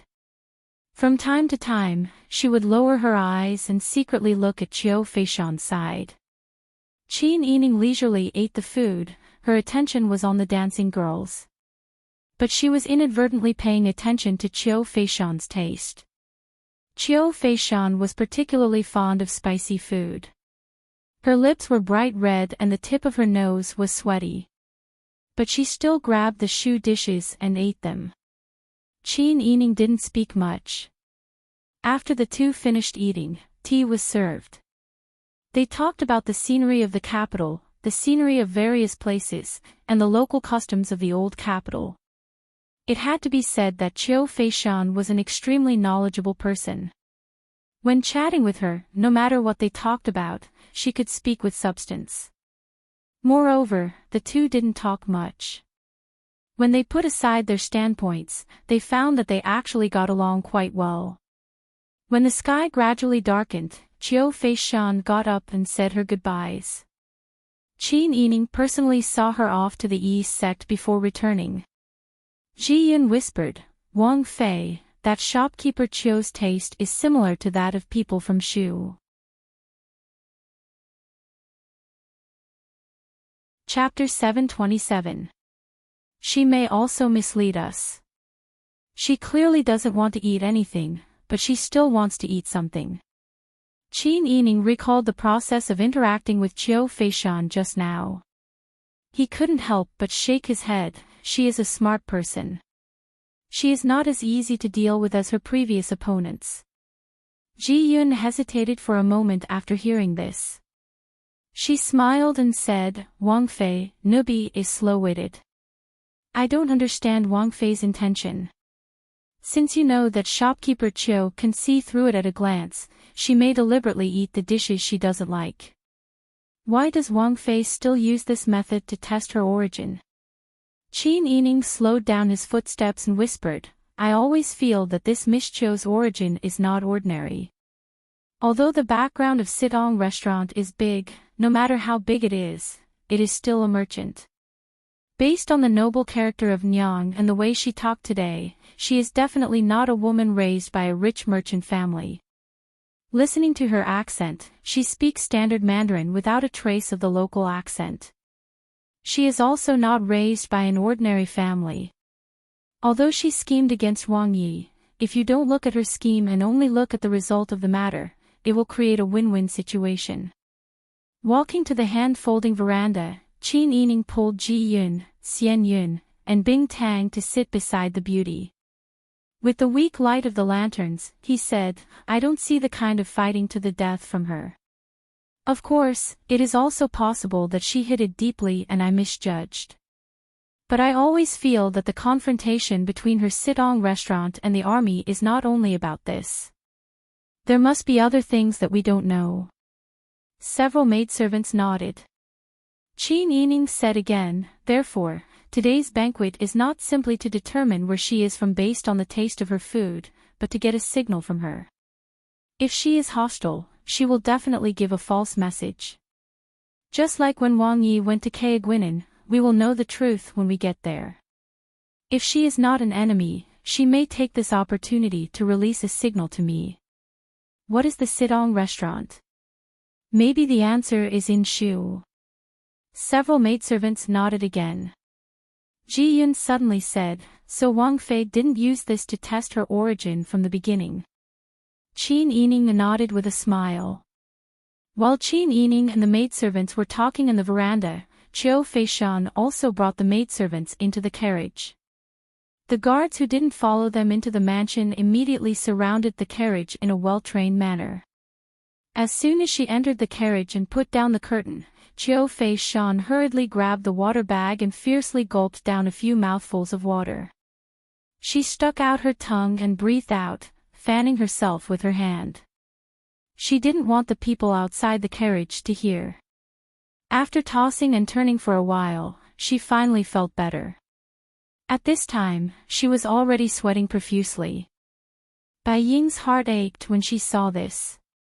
She muttered softly, Miss doesn't eat spicy food. Why? Before he could finish his words, Qiu Feishan glared at him sternly. Bai Ying immediately shut her mouth, not daring to say anything more. Qiu Feishan thought of the dishes on the table, and shook her head with a smile. She really is a smart woman. I didn't misjudge her. As she spoke, she took out a maple leaf green jade dress with dark green tassels and handed it to Being. Go and give this to Prince Zhongshuan's consort. Say it's a gift in return for her hospitality. Being looked at the jade tablet and opened her mouth in astonishment. But she knew that Miss didn't like her to talk too much. She could only swallow all her curiosity and didn't dare to ask. She found a brocade box from a small cabinet in the carriage and put the jade tablet in it. Then she got off the carriage and went straight to Qin Manor.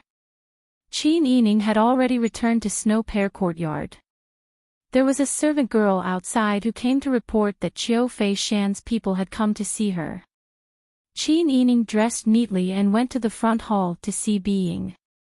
Being respectfully bowed and presented the big red brocade box with both hands. Princess, this was sent to you by my family's Mississippi.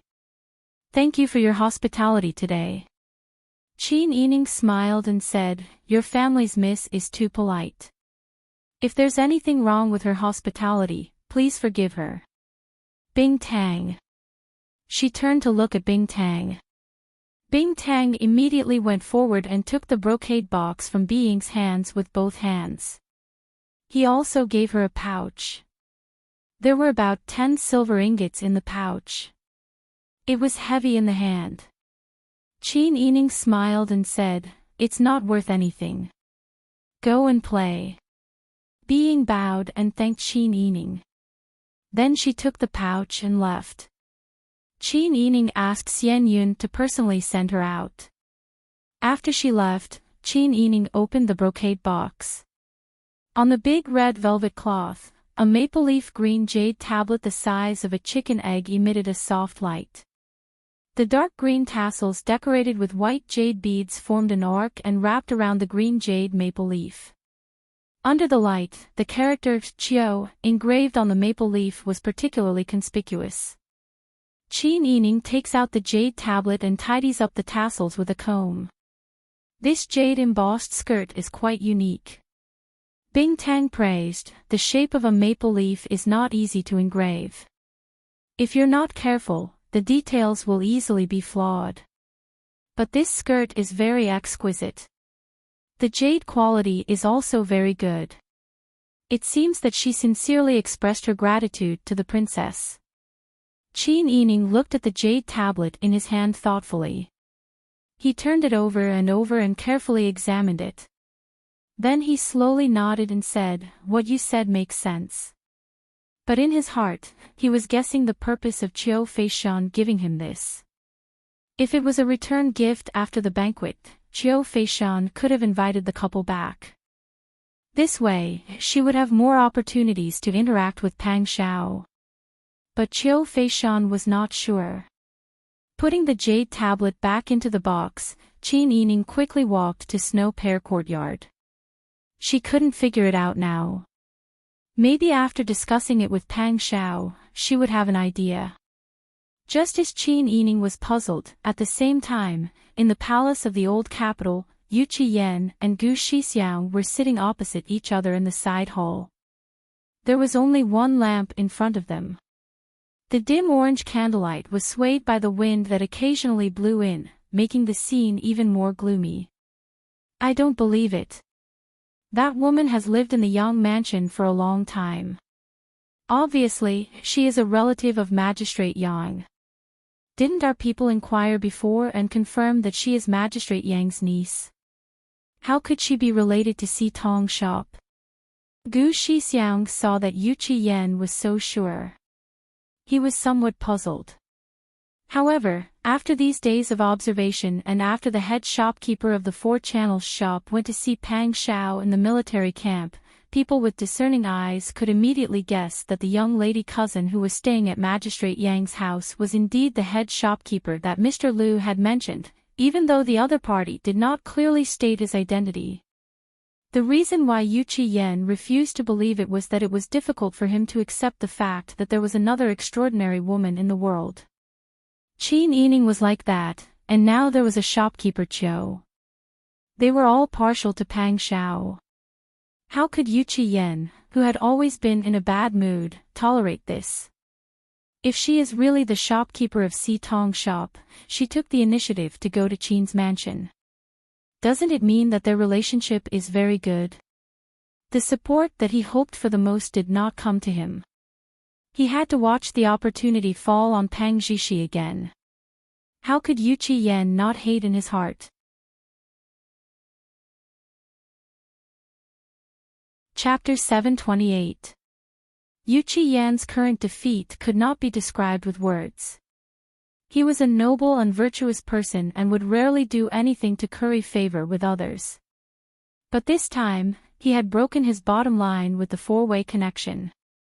He had truly lowered himself to the lowest level and was unprecedentedly humble in order to win the support of the four-way company and restore the Dian dynasty. It could be said that he had not let down his ancestors. However, all of his efforts had become worthless in comparison to Pang Zhishi. The people of the four-way company had taken the initiative to contact Pang Zhishi and ignored him. They even suspected that the female shopkeeper of the four-way company had not only taken the initiative to go to the military camp, but she had also gone to meet Qin Yining alone. As a result, it was obvious who the four-way company was biased towards. How could they have any hope in the future?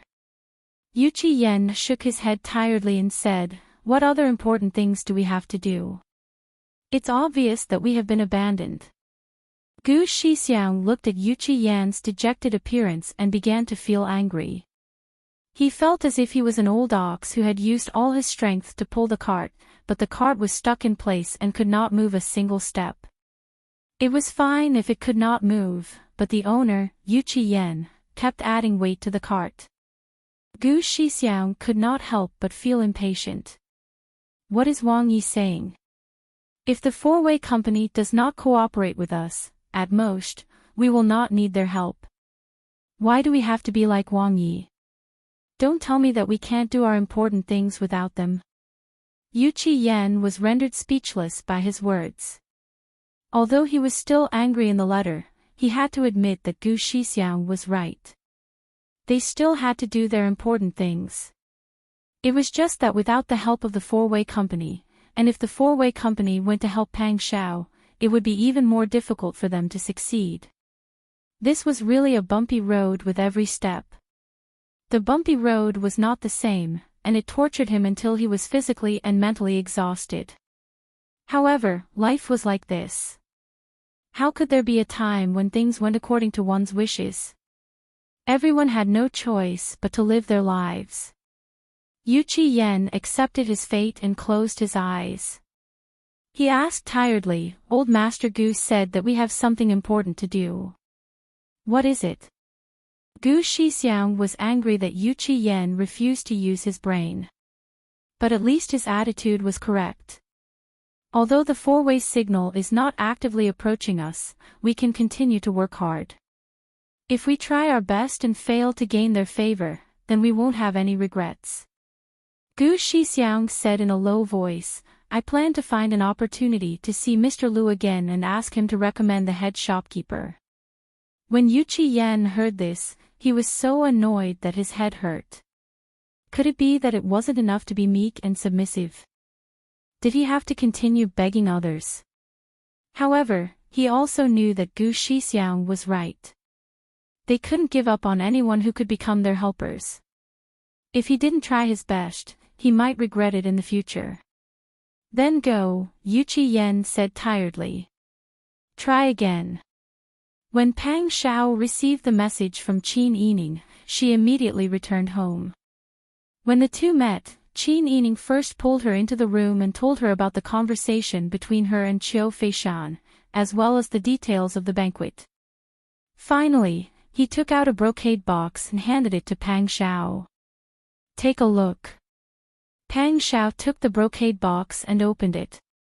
She saw a maple leaf-shaped jade tablet engraved with the character Qiu inside.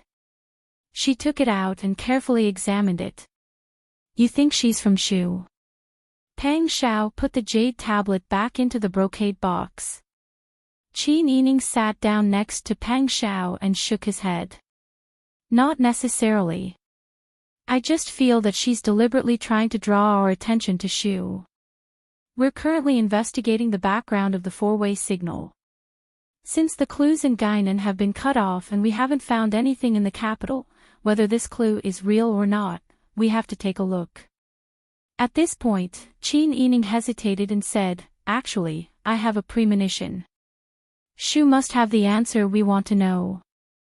Moreover, the jade tablet she gave at the end must have other uses. Because these days of observation, shopkeeper Qiu is extraordinarily resourceful. Everything she does has a deeper meaning. The four-way signal's behavior is also quite strange. According to the results of their investigation, although the four-way signal's business has been in business for 100 years, it only flourished about 2 years ago. Qin Yining had reason to believe that Qiu Feishan was the driving force behind the sudden rise of the four-way signal. Pang Shao said, "If that's the case, then I'll send people to Shu to take a look. Tell them to come back quickly. Our business can't be delayed." Pang Shao and Qin Yining discussed and rushed back to the barracks to arrange the deployment. While Qin Yining was waiting for the news, the Sun clan and the Ma clan also came to discuss with Qin Yining. "Sister Yi, I heard that your grandmother has now settled down in Nanyan. Mother wants to go and see. I haven't seen your grandmother for a long time." The Sun clan looked at Qin Yining expectantly. Qin Yining was a little hesitant. After all, Nanyan had left Dezhou's territory. Now that it was chaotic, it might not be safe to go out. Seeing her hesitation, the Ma clan said with a smile, "Elas, don't worry. We haven't encountered any danger on the way out. Besides, I'm following along. The people brought by bodyguard Chow are also good. I think there won't be any big problems." When Qin Yining heard this, she knew that the Sun clan had already made up their mind. Before they came to discuss with her, they had already discussed it with the Ma clan and Chow Yuqing. In fact, she could also understand the Sun clan's feelings. At worst, she could arrange more people to follow and protect them. Thinking of this, Qin Yining nodded with a smile, "I'll arrange it with Weibo. Grandmother and mother can take it as a trip. Your safety can be guaranteed." The Sun clan nodded happily, but after hesitating for a moment, she still said, "Also, I want to bring Han Gu and Zhao Gu with me." As if afraid that Qin Yining would refuse, the Sun clan quickly said, "I'll bring along the wet nurse and maidservants to take care of them. I guarantee that they won't starve. Besides, compared to you, your grandmother and I are better at taking care of children. I won't stay for long. I'll be back in a month or so. At that time, I'll bring them back." Qin Yining frowned when she heard this. How could she bear to be separated from her two children? These two children were only a few months old. It was not enough for her to carry them in her arms all day. Seeing that Qin Yining did not speak, the Sun clan was greatly disappointed. The Ma clan shook her head with a smile. She had already told the Sun clan before she came. Qin Yining would definitely not agree to this proposal. As elders, they liked their two grandchildren. Could it be that Qin Yining, as a mother, was willing to be separated from her children? Qin Yining did not agree to them taking Han Gu and Zhao Gu away. The Sun clan had no choice but to be separated from their children.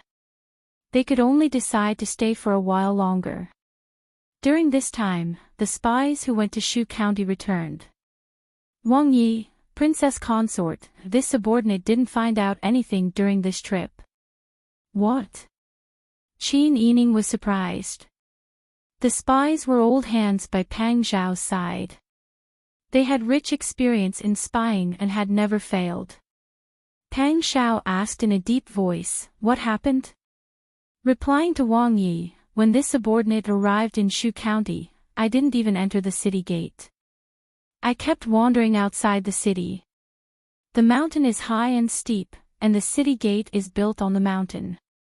It's really a place where one man can hold off 10,000 men.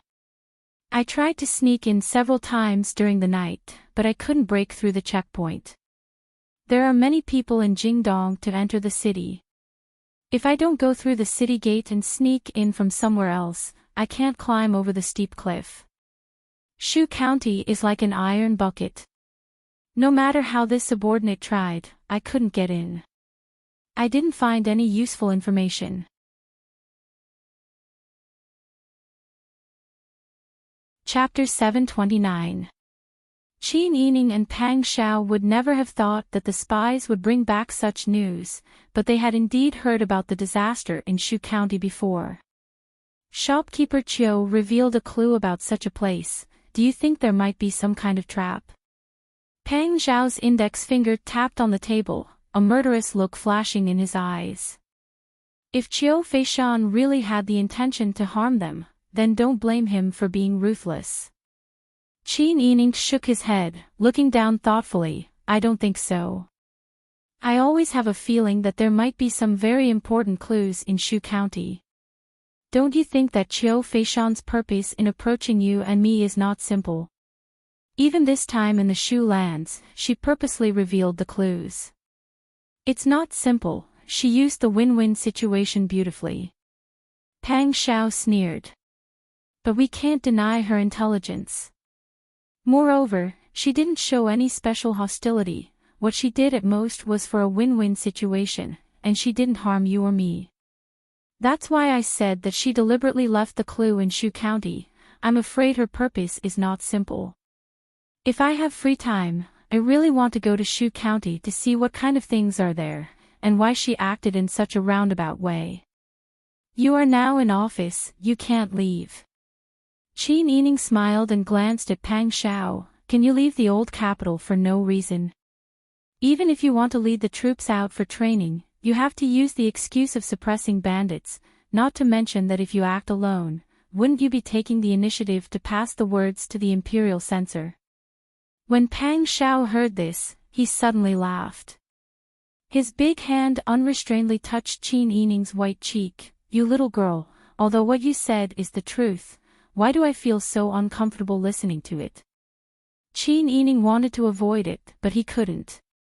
He glanced at the spies standing with their heads down, and saw that all of them had their heads down, but he also knew that Pang Xiao had just touched them, so his face became hotter and hotter, and he stared at Pang Xiao with all his strength.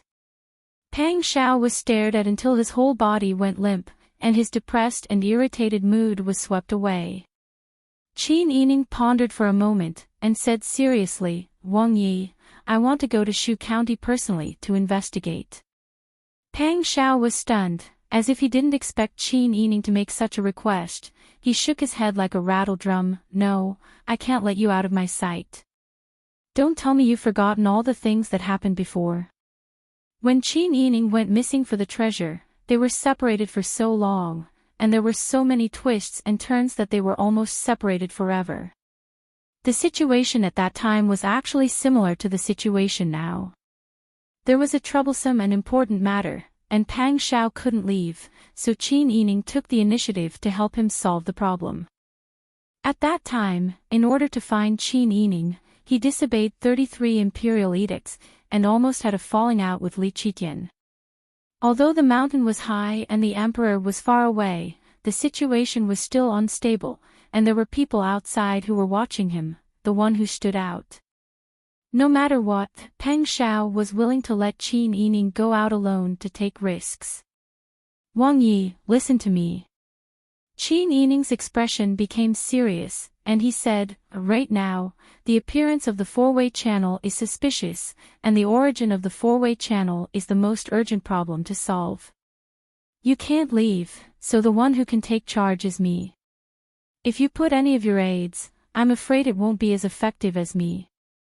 I admit that what you said is reasonable, but I can't let you out of my sight. Either I accompany you, or you stay by my side. Pang Xiao's voice was a little anxious, and he couldn't help but raise his voice. Qin Yining saw that Pang Xiao's face was red with anxiety, and he sighed helplessly. I know that Wang Yi cares about me, but in this situation, it's the most appropriate and effective way for me to go to Shu to investigate. If you don't feel at ease, just arrange more people around me. Pang Xiao was once bitten, twice shy. Sometimes, he even had thoughts of retreating. He just wanted to find a place to live in seclusion with his wife and children, and completely avoid the troubles of the imperial court. However, he still had some rationality. How could there be a peaceful place in this world? No matter how far he hid, he could still be found. The safest way was to face the difficulties directly and solve the problem, so that he could leave a clean world for his children in the future. Pang Xiao also understood that Qin Yining was right, but he really didn't want Qin Yining to take the risk. Thinking of this, Pang Xiao simply chose a roundabout way to persuade him. Even if I arrange enough people to follow you, what about the two children? Brother Zhao and Brother Han can't leave their mother. If I'm not at home, you have to stay at home and take care of the children. If you also go out, what will the children do? Qin Yining's heart ached when he heard this. As a mother, how could she bear to be separated from her own flesh and blood? However, in order to live a peaceful life for a long time in the future, sometimes she had to make some decisions. Qin Yining remembered the matter that the Sun clan had discussed with her. A few days ago, my mother said that she wanted to go to the south with my grandmother. She wanted to bring the children and the servants to my grandmother's house to stay for a month or so. My mother also hasn't seen my grandmother for a long time. She misses her a lot. The elderly are very close to people who are of a different generation and can't bear to be separated from Brother Zhao and Brother Han. I didn't agree at first. But now that this has happened, why don't you hand Brother Zhao and Brother Han over to my mother and grandmother? They are both trustworthy people. Aunt Chow will also bring the silver-masked spies to follow my mother and grandmother to the south. You just need to make some arrangements, and I think there won't be any problems. Pang Zhao's sword-like eyebrows were tightly knitted, and the space between his brows became a knot. Qin Yining said again, we have serious things to do. It's not that we don't take responsibility for the two children. Besides, all the efforts we are doing now are for the children to have a better environment to live in the future, aren't they? If we don't pave the way, will Brother Zhao and Brother Han have to tuck their tails between their legs when they grow up? I know the reason, but I'm worried about you, and I can't bear to part with the two children. Pang Zhao's fingers gripped the armrests of the round chair. Because he used too much strength, his knuckles had turned white. Reality was like this, and it often didn't let people get what they wanted. Ru-yi. Sometimes, even if you resisted, things would still happen. Qin Yining was right. Only by solving all the problems would the future path for the children and their families be smooth. Although it was troublesome for him to begin with, Pang Zhao was such a domineering person, but because of this, he actually had a strange feeling of self-pity.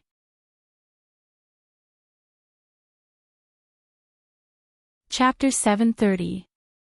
Pang Zhao slowly raised his strong arms and hugged Qin Yining tightly. He buried his face in Qin Yining's chest and said in a muffled voice, "It's all my fault. I didn't give you and the children a safe home." "What nonsense are you talking about?" Qin Yining looked down at the top of Pang Zhao's head. This man had always been like a strong and tall tree, but also like an unsheathed sharp blade. His steadiness, determination, and courage had always been admirable. In front of others, he was the invincible god of war, Wang Yi. But in private, there were also times when he was weak. This kind of Pang Zhao made Qin Yining like him even more, and it made him even more real. Shi, don't think so much. The two of us are a family, and we are one. To put it bluntly, if that person targeted you one day, would he have let me go? Everything we've done is for the sake of our family. I understand. But I'm worried. Pang Zhao pulled Qin Yining over and let her sit on his lap. He whispered in her ear, "I just don't want you to leave my sight. If you get lost again, I don't know what I will do. I definitely won't be able to take that kind of blow." Qin Yining smiled and shook her head. "You're thinking too much. How can I always be so unlucky? I won't. As long as the arrangements are made properly, everything will be fine." Pang Zhao lowered his head and didn't say anything. For a moment, he wanted to escape and leave the matter here to accompany Qin Yining. However, he couldn't forget that his purpose in coming to the old capital was to maintain stability. What if he caused trouble after he left? What should he do? Even if he didn't like some of Li Qitian's actions, De Zhou's country had to be stable. This was because he didn't want to see innocent people die in vain. The war in the north was tense. Ji Ziyu was already facing a tough battle when they were short of money and food. If the man panicked, De Zhou would be attacked from both sides. It wasn't easy for the world to be stable for a few years. Most of the people finally enjoyed peace. He couldn't be so selfish. Since the matter of the four-way connection could not be delayed and they still had to take care of the matters in the south, Pang Zhao could only nod helplessly and agree to Qin Yining's suggestion. After leaving Qin Yining, Pang Zhao went straight to look for Mu Jinghu. Mu Jinghu was in the room, eating snacks and reading some flower books. Seeing that Pang Zhao suddenly came to find her, she put down the book in surprise, patted off the crumbs on her hand, picked up the teacup and took a sip. Then she asked with a smile, "Why are you back?" Have you finished your work in the barracks? No, I stole some time to come back. Blockhead, I beg of you. Pang Zhao's solemn expression made Mu Jinghu sit up straight. He nodded in confusion and worry. Go ahead.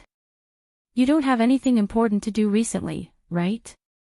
Xianyun, Qiu Liu, and Lian Xiaozhou were going to follow the Sun clan and the Ma clan to the south with their wet nurse. During this period of time, Mu Jinghu didn't even leave the residence in order to avoid arousing suspicion, let alone communicate with the outside world. He knew that Pang Xiao trusted him, so he couldn't let Pang Xiao down. By the time everything was ready, it was already the beginning of summer. Qin Yining woke up early in the morning and went to the Sun clan and the Ma clan to see the two children. The two little guys seemed to understand that they were going to be separated from their mother for the time being. The children who usually didn't cry or make a fuss actually hugged Qin Yining today and didn't let go. They cried loudly if anyone wanted to carry them away. The children cried sadly, and Qin Yining couldn't help but cry as well. His heart was simply aching immensely. Pang Zhao's heart was also in a mess as he watched from the side. Looking at his wife's red eyes, he felt even more upset in his heart. At this time, he was even more determined to get this done as soon as possible. He didn't want to be separated from them in the future. Everything is ready outside. Sister Yi, we should set off. Qin Yining hugged Brother Zhao and kissed him. Then, he tilted his head and kissed Brother Han's face. He steeled his heart and turned to walk out of the bedroom. The baby's loud cries could be heard behind him. The Sun clan and the Ma clan each held one child and coaxed them softly. They reminded Qin Yining, be careful outside. You don't have to worry about the children. We will definitely take good care of them. Qin Yining forced a smile and nodded. He didn't dare to stay any longer, for fear that he wouldn't be able to leave if he stayed any longer. He hurriedly walked out of the far door. As soon as he walked out of the corridor, he couldn't help but burst into tears. He sobbed and choked.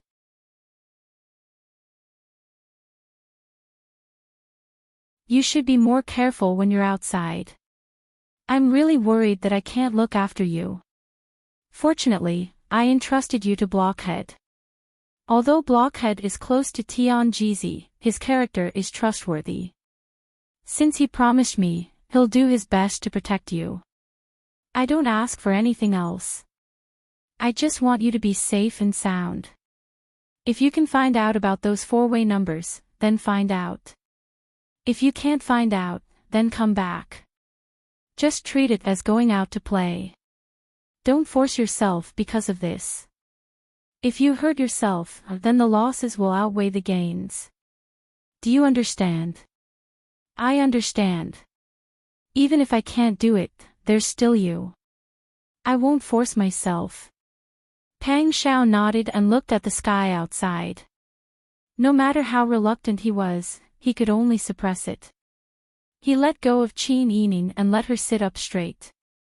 He helped her tidy up her long hair and the crooked collar. He said, I won't say too much and delay your journey. I don't want to miss the time to stay. You can set off now. Qin Yining nodded and patted Pang Zhao's big hand with her small white hand. Don't worry. Pang Xiao grabbed her hand and kissed it. He looked at her for a while with great reluctance before jumping off the carriage. Bing Tang and Ji Yun, who had been hiding at the side, got on the carriage and closed the door. Pang Xiao flipped over and jumped onto the horse's back. His cloak fluttered and he waved his hand behind him, let's go. Huzi immediately shouted, let's go. Pang Zhao's Jinghu Wei set off together and escorted Qin Yining's team out of the old capital. They didn't say goodbye until they were 30 miles away from the city.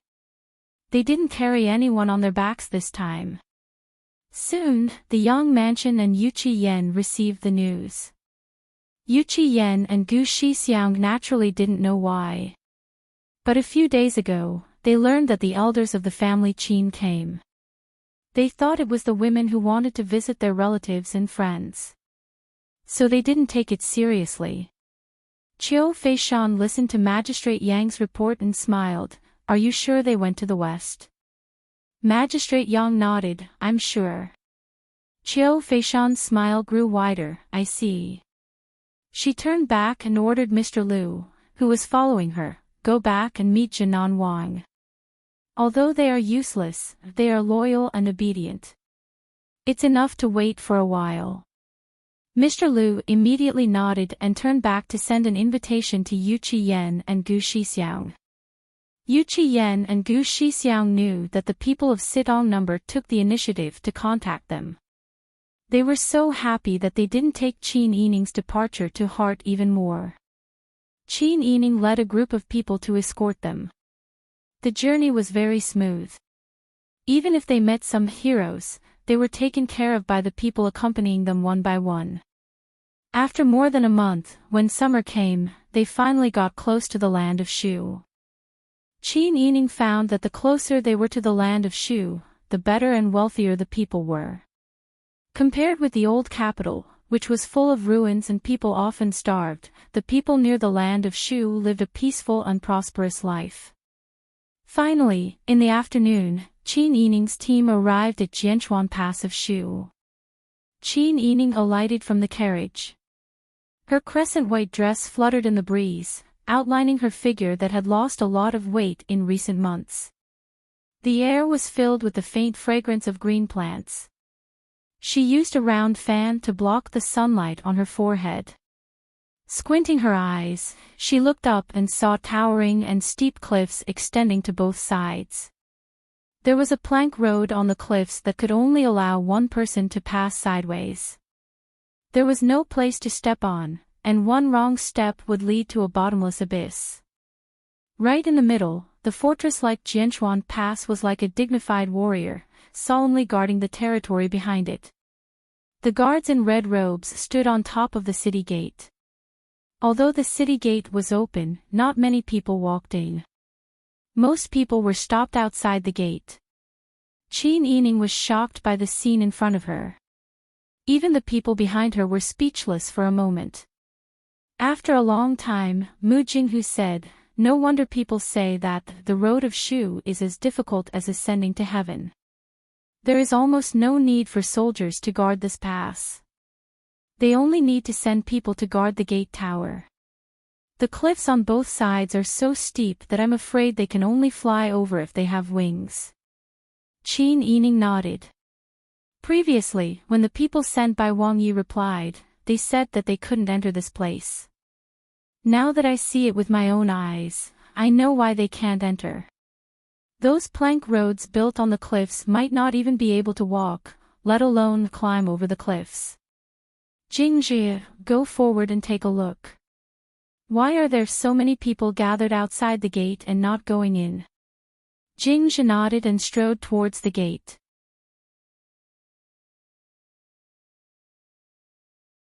Chapter 732. Jingzhi strode towards the city gate. The closer he got to the city gate, the more he could feel the pressure from the steep cliffs on both sides. Soon, he arrived at the city gate and saw the guards dressed in bright red robes inspecting the travel permits of the people entering the city. Jingzhi took out the travel permits from the old capital and lined up with the people preparing to enter the city. He walked forward slowly, but from the corner of his eye, he observed the people who were stopped by the city gate guards. The inspection was very efficient. Some people were allowed to pass after a few questions, but others were stopped after taking a look at the travel permits. Jingzhi found it strange. Pang Xiao had ordered people to gather information, so he must have issued travel permits as well. However, the other party didn't even enter the city gate. He observed the people around him and began to wonder what the standard of the city gate guards was. When it was Jingzhi's turn, he handed over the travel permit and said with a smile, "My master is here to do business. The carriage is not far away." The guard looked at the words on the travel permit and stuffed it back into Jingzhi's arms. He pushed him aside and said, "Next, next." "Ah, Sir Soldier." Jingzhi staggered after being pushed. He frowned and said, "Sir, I have the travel permit. Why won't you let me pass?" The guard looked Jingzhi up and down, as if to confirm something. He then shook his head and said, "Go away. Don't block other people's way." Jingzhi wanted to argue, but two rosy-cheeked and well-built guards came forward. One on the left and one on the right, they carried Jingzhi away. With Jingzhi's skills, he naturally wasn't afraid of these people. However, in order to avoid attracting attention, he pretended that he couldn't move. The two guards carried him some distance away and casually threw him to the ground. "Ouch!" Jingzhi cried out and fell to the ground. After watching the two guards walk away, he got up from the ground and patted the dust off his pants.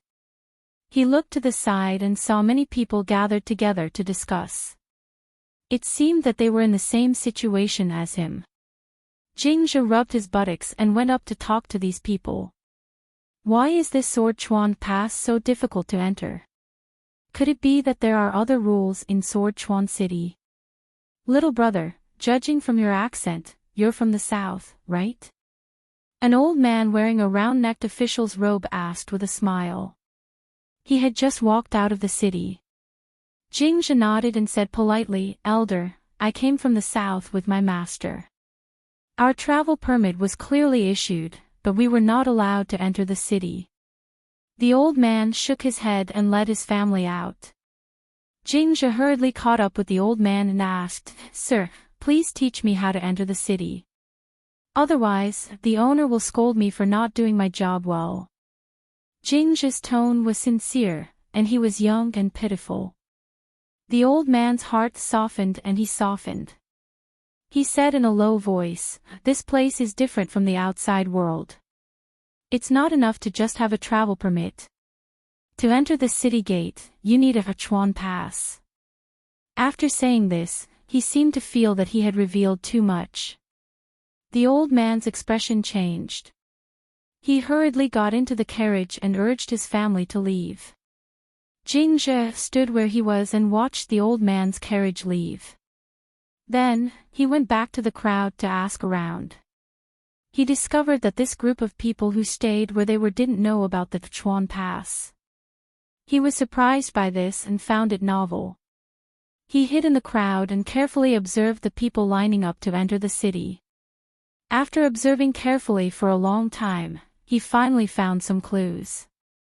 Those who were allowed to enter the city had a small wooden pass on their waists, hands, or bags. It was carved into the shape of a maple leaf and had a tassel at the bottom. Only a few people wore a different type of pass. Jingzhi immediately confirmed that the old man's words were true. He hurriedly went back to Qin Yining. "It's like this. I think the spies sent by Wang Yi were not as lucky as me. They didn't encounter any kind advice. When I heard about it, I felt that it was inconceivable that there would be such a rule in the country's territory. I also squatted there and observed for a long time before I was able to confirm that this was indeed the case." Qin Yining stood in the shade beside the carriage. He gently fanned himself with a grape-twined fan. His hand movements gradually slowed down. Princess Consort Bing Tang and Ji Yun were a little worried. Qin Yining put down his fan and looked at Bing Tang with bright eyes. "Where's the jade pendant that shopkeeper Chiu gave me?" Bing Tang was stunned. He hurriedly went back to the carriage and took out the brocade box. Qin Yining opened the box and hung the maple leaf-shaped jade pendant on his wrist. He turned around and said to Jinghu Wei and the spy, "I plan to give it a try. It'll be great if we can enter the city. However, we have to leave a backup plan outside. I think it's not easy to enter and exit the city gate. If anything happens, the people outside can also send a message." As he spoke, he pointed at Jinghu Wei and "Young man, you guys stay here and wait for me to come out. It'll be great if nothing happens. If anything happens, don't be rash. It's more important to send a message to Wang Yi. The three understood that Qin Yining's arrangements were reliable. They naturally bowed and agreed.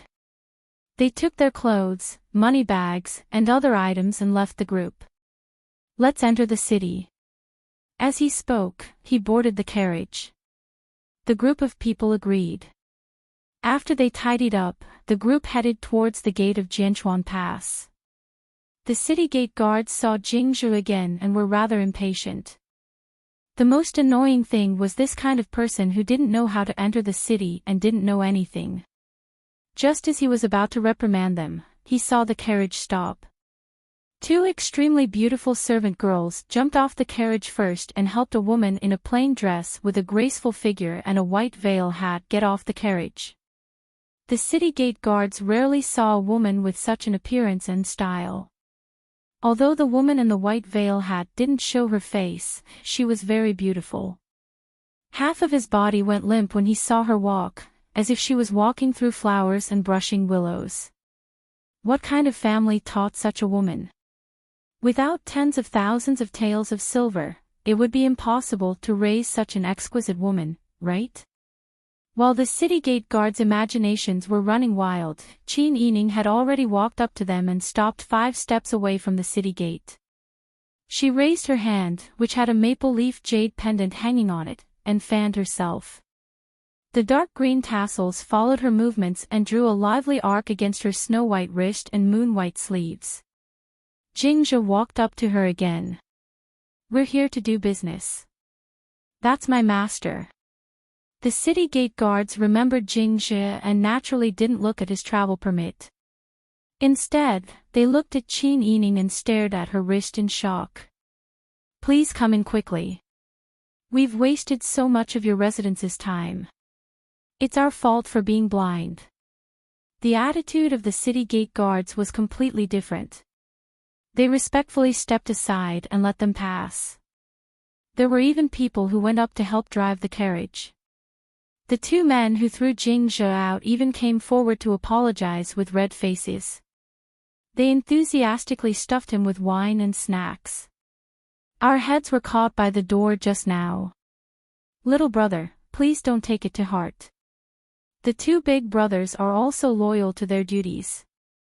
It's fine. Jingzhe smiled as he took the things and returned the greeting. The 2 men seemed to be relieved and returned to their duties. Qin Yining and her group entered the city gate. In front of them was a dirt road that was sandwiched between the arms of the cliff. Not far away, they could already see the bustling streets and the people walking around. Bing Tang said in a low voice, "Princess consort, there's something strange about this jade pendant." "That's right." That group of people changed their attitude when they saw the jade pendant. "We might have made the right choice this time," Ji Yun said.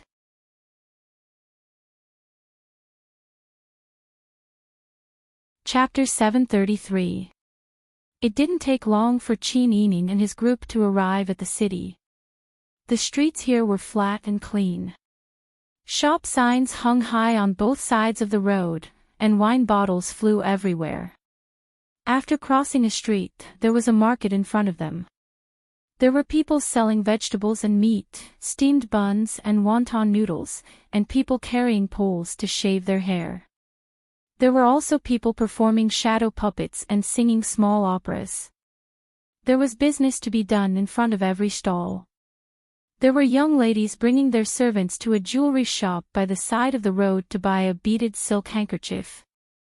There were also middle-aged men walking in groups of 3 to 5 and talking loudly. The old man who made twisted sugar took 2 small bamboo sticks and twisted them in the thick syrup, making a sugar ball the size of a longan. The child threw the copper coins into the earthenware bowl and stretched out his dirty little hand to take the candy. He licked it with satisfaction and ran to show off to his playmates. His playmates could all take out the copper coins to buy candy together. The scene in front of them was really a scene that could only be seen in a peaceful and prosperous era. The people here all had rosy faces. At a glance, it was obvious that they had not been hungry for a long time and were living very well. A young man carrying a pole and wearing a half-new indigo cotton gown and a six-harmony hat walked past them while shouting, "Sesame cake." Qin Yining raised his chin at the peddler. Ji Yun immediately understood and quickly walked forward. "Little brother, wait a moment." "Hey!" The peddler put down his pole and turned around to see that the person who called him was actually an extremely beautiful young lady. His face turned slightly red. "Miss wants to buy sesame cake.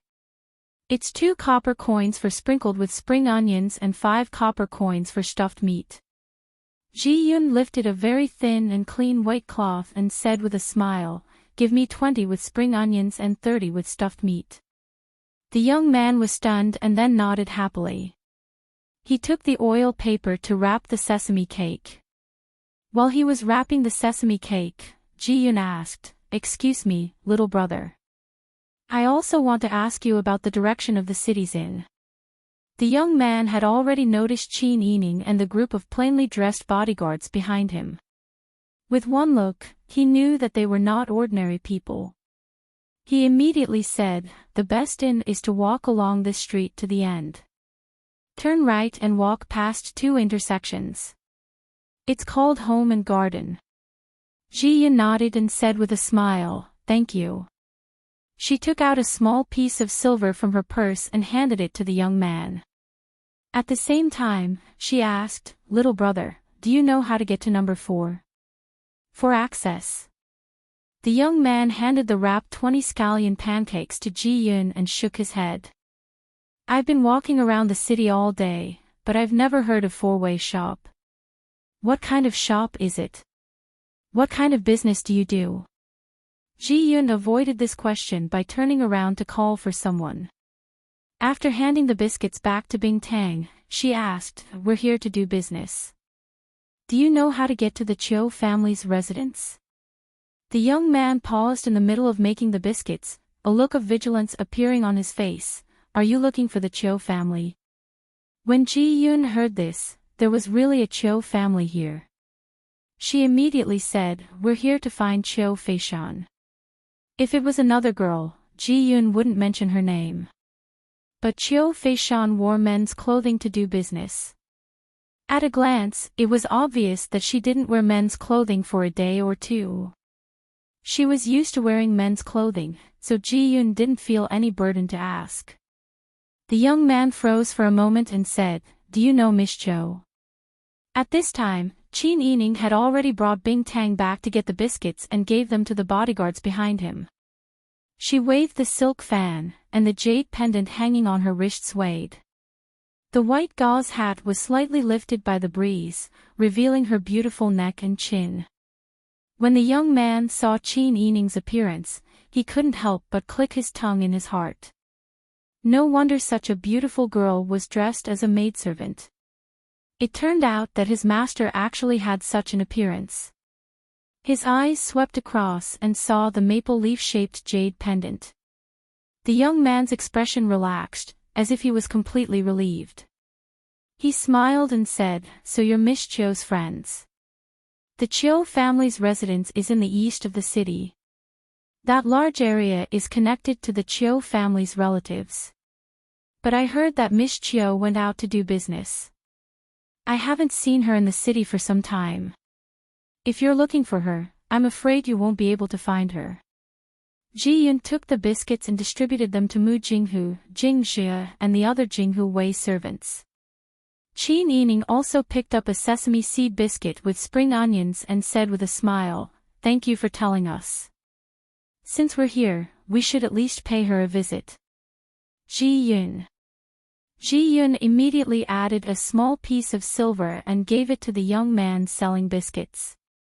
The young man originally wanted to refuse, but Qin Yining smiled and said, "Today's a good day. Little brother, accept it." Only then did the young man embarrassedly accept the silver.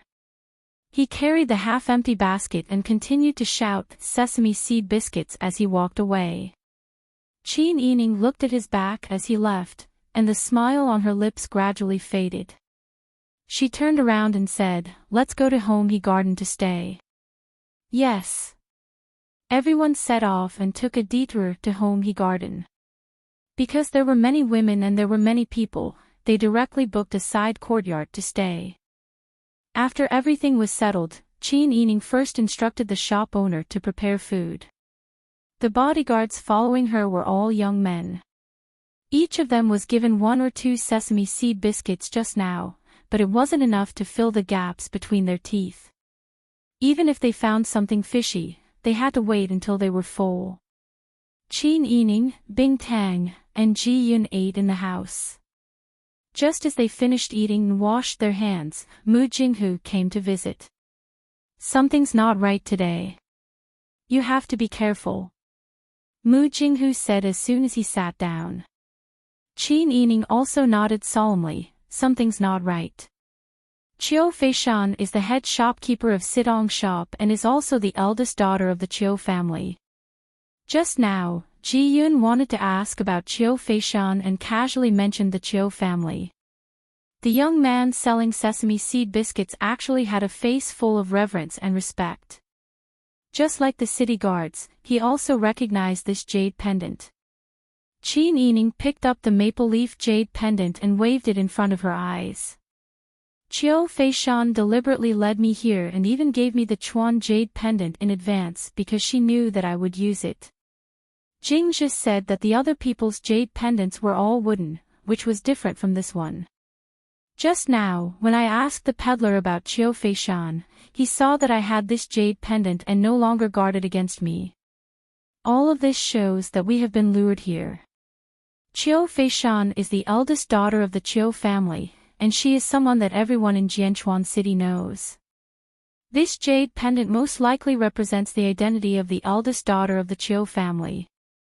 Otherwise, their attitude would not have changed like this."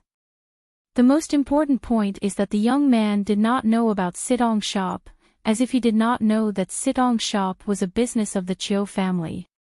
Qin Yining rambled on, telling Mu Jinghu all the analysis and guesses in his heart. Mu Jinghu frowned and thought for a while, then said, "Maybe Lady Qiu ran her own business outside, and the family and outsiders did not know about it. Your analysis is reasonable. In fact, no matter what, we have fallen into a trap." Qin Yining looked down, and once again had a new understanding of Qiu Feishan's intelligence. This was the first time he met someone who was so good at scheming, and who had calculated everything in advance. Why did she lead them to Jianchuan City?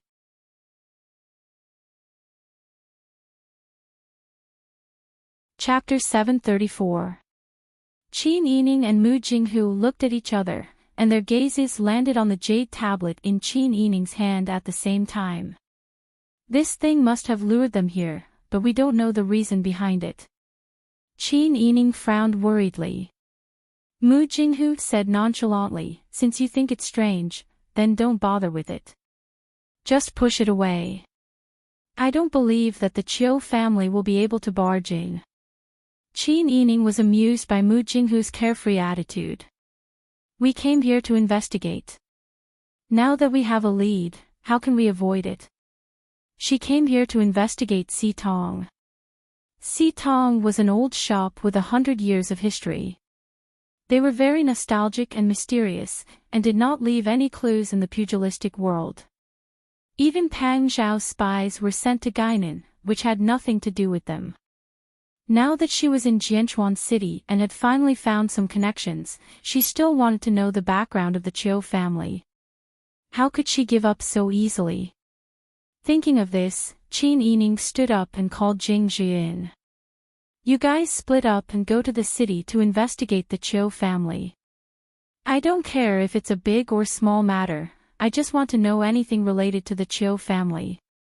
Jingzhi nodded and said worriedly, "If we go out, what will happen to the princess consort's safety?"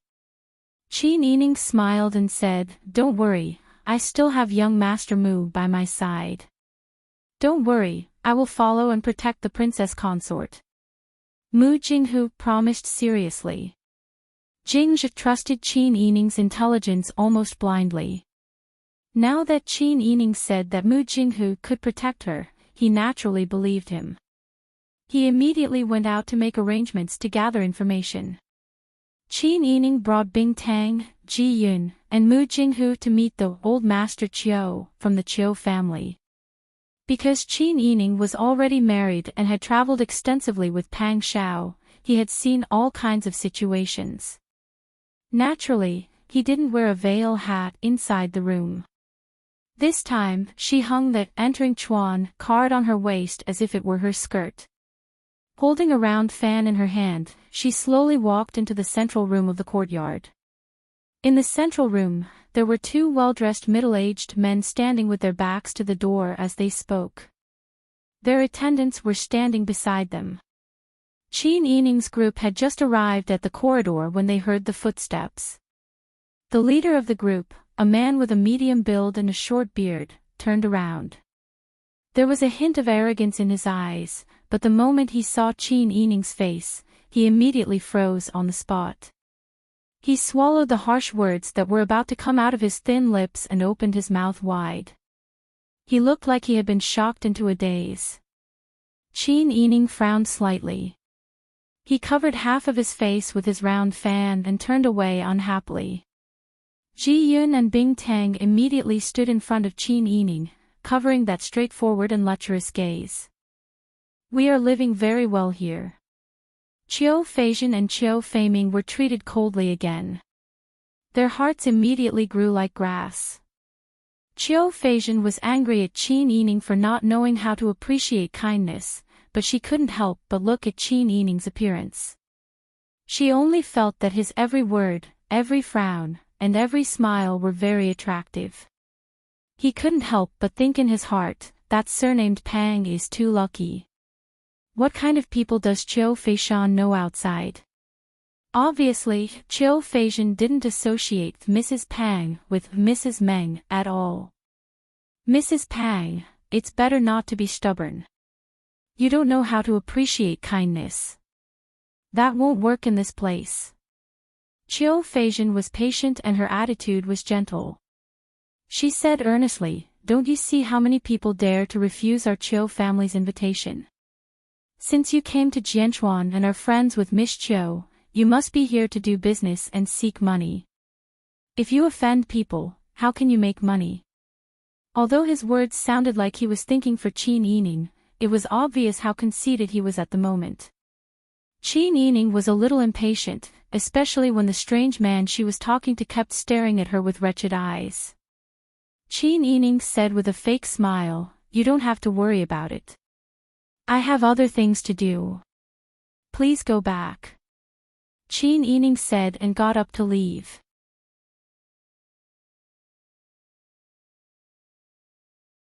Chapter 735. This person was actually using her as a fan to amuse himself. Qin Yining's heart was filled with anger, and his white fingers holding the fan tightened again and again to prevent himself from slapping her. After all, he was unfamiliar with this place, and from the way the two spoke, even if the person who went to investigate had not returned, he could see that the Qiu family's status in Sword Chuan City was not low. It was better to have less trouble, and as long as there was no substantial harm done, it was fine. Qin Yining said with a cold face, "Master Qiu, please do as you please." Saying that, he wanted to avoid more trouble, and once again bypassed him. Qiu Feixiong gently pushed Qiu Feizhen, and when Qiu Feizhen looked back in confusion, he raised his chin at Qin Yining. His meaning was obvious. The two brothers had been together for a long time, and knew each other's temperament the best. If Qiu Feizhen was a little hesitant before, after being encouraged by Qiu Feixiong, that 30% thought became 70%. They had never seen such a beauty in their lives in Sword Chuan City. Originally, they thought that Qiu Feishan's appearance was already enough to cause the downfall of a city, but today they saw an even rarer one. She was as gentle as water. This Lady Pang's husband must have burned incense, otherwise how could he have such good luck? Qiu Feizhen cursed in her heart, and directly pulled Qin Yining's sleeve. Qin Yining was so angry that she flung him away. Ji Yun and Bing Tang were also anxious, and protected Qin Yining in the middle. Mu Jinghu's hand was on the soft sword at his waist, and his usually gentle eyes seemed to be covered with a layer of ice at this time, and there was a hidden momentum that could erupt at any time. Qiu Feizhen was not angry at all, and instead felt that Qin Yining's appearance was very interesting. In the past, he had seen many women who flattered him, and today he finally met one with thorns, so his interest was even stronger, and his tone was full of lust and teasing. "Lady Pang, don't be angry. I think Lady Pang must have come all the way here to ask for something. Tell me, if you want to succeed in Sword Chuan City, other than our Qiu clan, who else can you ask? Although you have Qiu Fei Shan's unique Chuan plate, Qiu Fei Shan is not here. Even if she was the legitimate daughter of the eldest branch and wore men's clothes all day long, she was still a fake man, wasn't she? In the end, wouldn't she still have to pack her bags and get married off? Although I'm from the 6th branch, my relationship with second uncle is indisputable. If you are willing to have a cup of wine with me, we can talk about life all night long. You and I can have fun either way. Why not? As long as I am satisfied, even if you want the stars or the moon, I can pluck them for you. What do you think, little beauty?" The more Qiu Feizhen said, the closer he got to Qin Yining's eyes. He seemed to smell the soft fragrance of a woman when he breathed, which made the fire all over his body go to one place. He couldn't help loosening his nose and taking a deep breath. "Yes. How fragrant you are." Before he could finish his sentence, he felt himself flying up into the air. He felt a sharp pain in his lower abdomen, and the pain numbed him for a moment. He screamed and fell to the ground. He spread his legs and covered his private parts with his hands, trembling and unable to say a word. Mu Jinghu took back his foot and strode forward to add another kick to his private parts. "Bastard! Who do you think you are?" Mu Jinghu didn't just stomp on him twice, she also slapped him in the face. Qiu Feizhen spat out a mouthful of blood and a few teeth. However, other than screaming in pain, he couldn't say anything else. Mu Jinghu's movements were too fast, and Qin Yining didn't even have time to react. Qiu Feizhen was also shocked by Mu Jinghu's sudden actions. He stood to the side, as if his feet were rooted to the ground.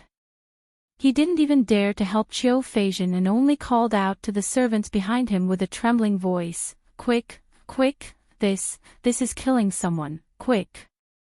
The servants still had some courage. One of them helped Qiu Feizhen to escape, while the other two rushed to carry Qiu Feizhen and ran away.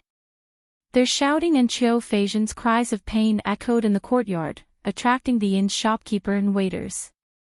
When he saw that the person being carried out was the Qiu family's master Zhen, the shopkeeper's face immediately turned pale. Mu Jinghu looked coldly at the group of people who ran away, his heart filled with hatred. Pang Xiao entrusted Qin Yining to him to protect, so that was his responsibility. He couldn't lose a single strand of hair, not to mention that he met such a shameless lecher today. If he could watch Pang Huli's wife being molested and ignore it, could he still be considered a human? The more Mu Jinghu thought about it, the angrier he became. He cursed that Qiu family isn't a good family either, raising such a scum. Qin Yining sighed, "Don't be angry, no matter if it's a big or small family, the children in the family are all mixed together." As they were talking, Jingzhe and the others who went out to gather information came back. Jingzhe whispered, "This Jianchuan city's Qiu family is incredible. It said that before the Northern Ji dynasty was established, the Qiu family had been passed down for 100 years. Today, they have at least 200 to 300 years of history. Some of their clansmen also went out to develop, but most of them stayed in Jianchuan City to lead the lives of young masters." "That's right, Princess, it said that their family's wealth is comparable to that of a country. Even this Shu County has become the hinterland of the Qiu family. The entry plate is a travel permit, and the Chiu family has set the rules. Correspondingly, the exit plate is required to leave Jianchuan Pass through the city gates. Qin Yining was shocked when he heard this. The jade pendant in her hand was the entry plate. If they had to leave the city by using the exit plate, wouldn't they be trapped in the city? One had to know that there was no way to cross the terrain here. If they wanted to leave, they could only go through the city gates. Qin Yining frowned. Wouldn't the Chiu family become the local tyrant here? Jing Zhe nodded. That's right. When I went out to gather information, the people here didn't know much about the outside world. They only knew about the Chiu family in Shu County, but didn't know who they were. They also ignored the imperial court, but highly respected the Chiu family. Didn't the local magistrate do anything about it? He didn't. From what I saw, it seemed that the local magistrate who came to take up the post, who refused to listen to the Chiu family and didn't take advantage of the Chiu family, died because of the dangerous terrain. Qin Yining was silent. This was simply unimaginable. The land of Shu was not a barbaric place like Java. Seeing that the local people were so rich, and looking at the richness of this place, if it was the credit of the local magistrate, he would definitely be able to become a local official.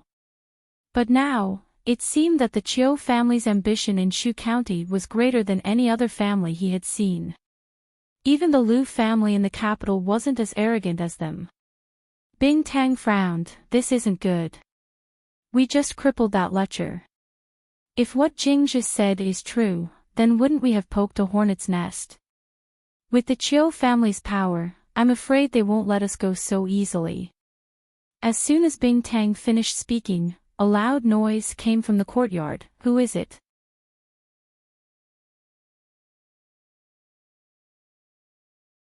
Chapter 736. Qin Yining stood up and quickly walked to the window to open it. He saw a group of people blocking the door of the inn and trying to barge in. The Jinghu Wei were all soldiers trained by Pang Shao, and the silver-masked secret agents were all people who saw blood when they killed. Naturally, they guarded the door to prevent that group of people from barging in. One side wanted to barge in, while the other side refused to back down. As they argued, they couldn't help but push each other, and it looked like they were about to start fighting. How could the Jinghu Wei admit defeat in a fight? It looked like another murder case was about to happen. Qin Yining frowned and said, "Stop." When the people outside heard the voice, they all looked in the direction of the voice. They saw a beautiful young woman standing by the half-opened window. The Jinghu Wei respectfully retreated to the side, but the troublemaker found the culprit. "Good. It's you, this vixen, who harmed my son." A woman in her 50s, with a plump figure, wearing a dark green robe and a dark blue 8-pattern dress, rushed in. The two tassels on the jade bird hairpin on her head swayed violently. When that woman rushed in, the women behind her also rushed in. Because of Qin Yining's instructions, the Jinghu Wei did not dare to stop them. However, they were also worried that Qin Yining would be at a disadvantage, so they all surrounded the door. Ji Yun said worriedly, "Princess Consort, this group of people are simply shrews. Don't argue with them. Let us servants deal with them." "That's right." Bing Tang also said with a dark face, "Raising such a disgraceful son, it can be seen that this kind of mother is also not a good person. Let us servants deal with them." Qin Yining understood their good intentions and said with a smile, "It's okay, I have a way to suppress them. We are here to investigate, so it's not good to continue to attract attention." Bing Tang and Ji Yun both nodded.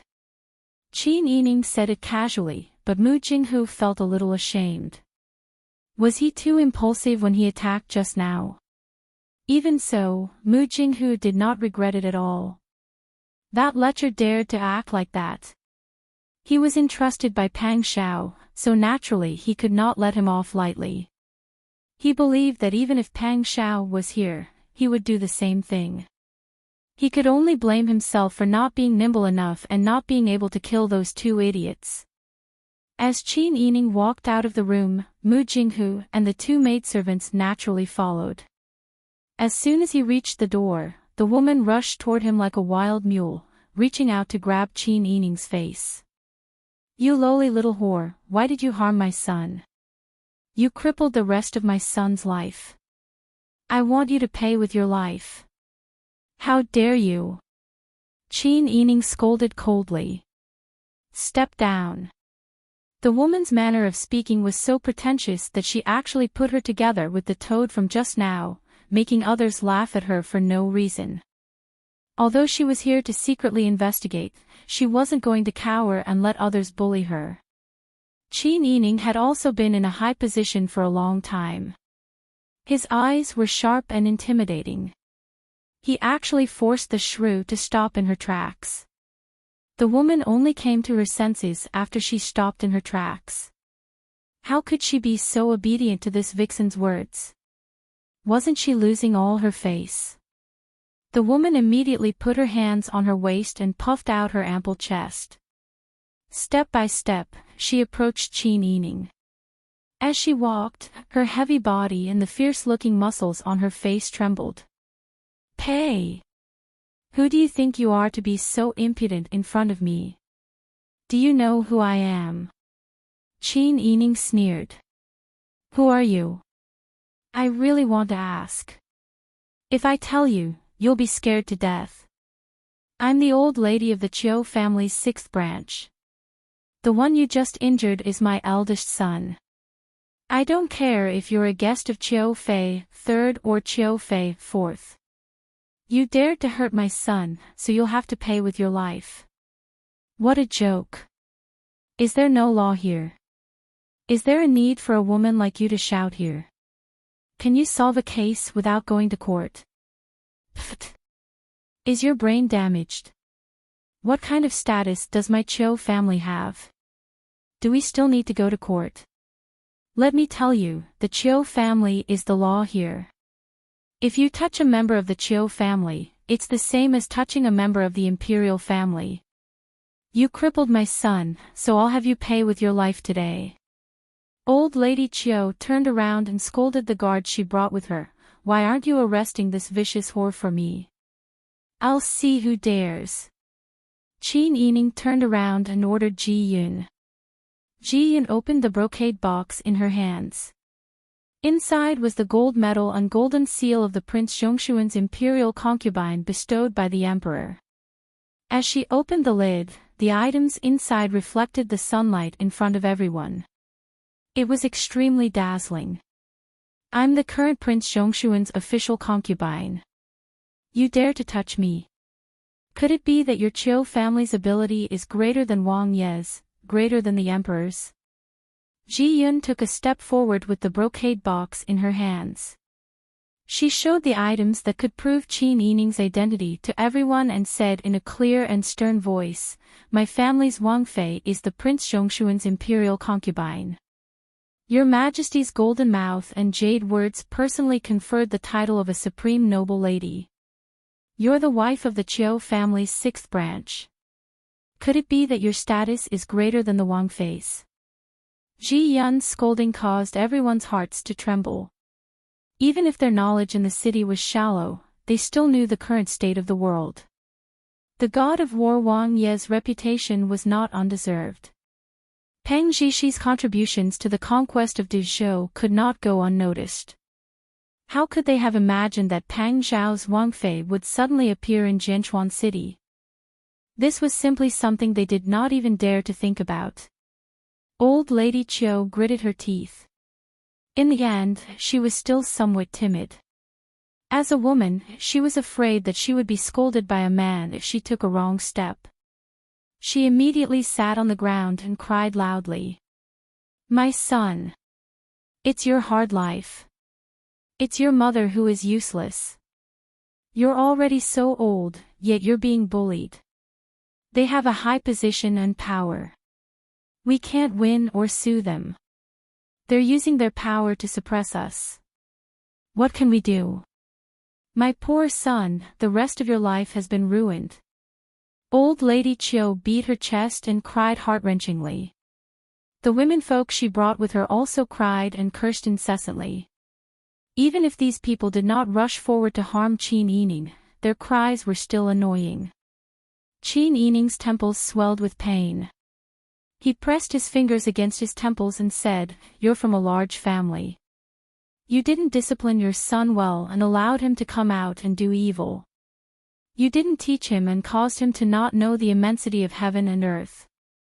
He disregarded the laws of Dezhou. Now that he has offended his superiors and offended this king's consort, letting him live is already the benevolence of this king's consort. You don't know how to be grateful and even gather here to cause trouble. Even if you're the Wangfei, you have to be reasonable. What did our son do to you? Ah. He didn't really touch you, yet you're so ruthless. You're too heartless." Old Lady Chiu cried even louder. No matter how patient Qin Yining was, he was worn out by Old Lady Chiu's scoundrel behavior. Who would have thought that Qiu Feishan's family would have such a person? This was really too inconceivable. A large family that had been passed down for more than 100 years could actually raise such a ruffian who caused trouble on the streets. It was obvious that a large family was not good. Not to mention other things, the children were already mixed with good and bad. Qin Yining took a deep breath and turned around to look at Jing Wei. "Go and invite the local magistrate to this king's consort." Yes. That person accepted the order and took the name card to visit the local magistrate. After saying that, he didn't quarrel with these wailing women and turned around to find a stone bench to sit down. When the Bingtang saw this, he hurriedly went to get a soft cushion and tea for Qin Yining to sit more comfortably. When Old Lady Chiu and the others saw that Qin Yining was so ostentatious that even the local magistrate was invited, they were even more helpless and cried even more sadly. "Heavens, my son, how can mother help you redress your grievances when you meet such a domineering and unreasonable person?" Qin Yining sat upright in his seat and lowered his eyes to drink tea, completely ignoring this group of people.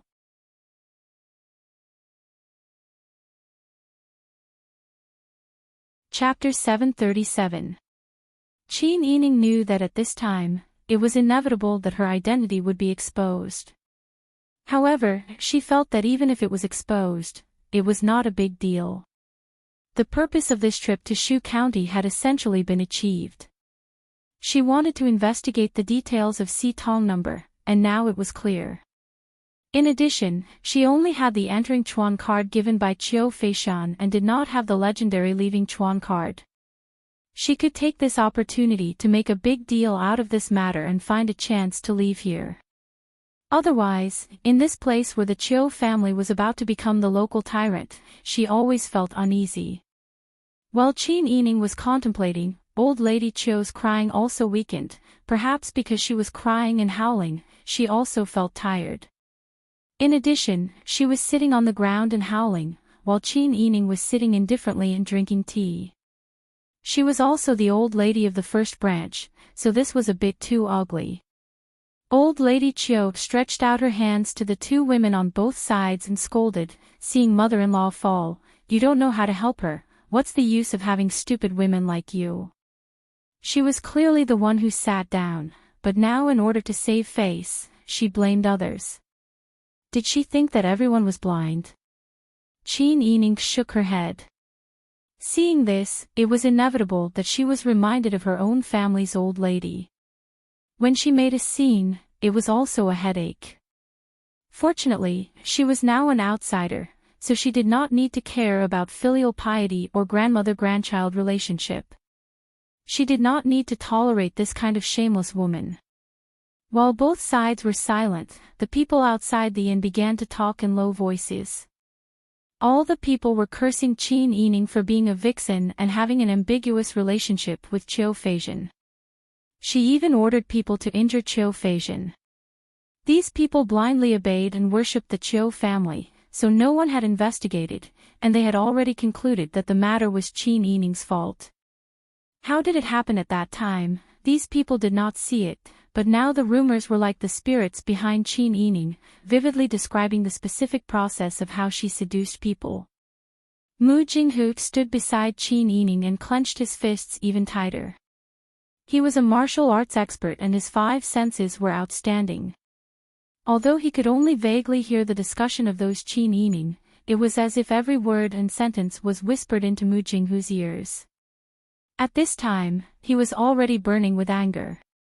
This group of people was talking nonsense and pushing all the blame to Qin Yining. They were obviously trying to curry favor with those in power. He had promised Pang Xiao that he would protect her. But now, things had blown out of proportion. Mu Jinghu's face was flushed red and he clenched his fists so tightly that his knuckles cracked. At this moment, a clamor came from outside the courtyard. Qin Yining raised his eyebrows and looked up.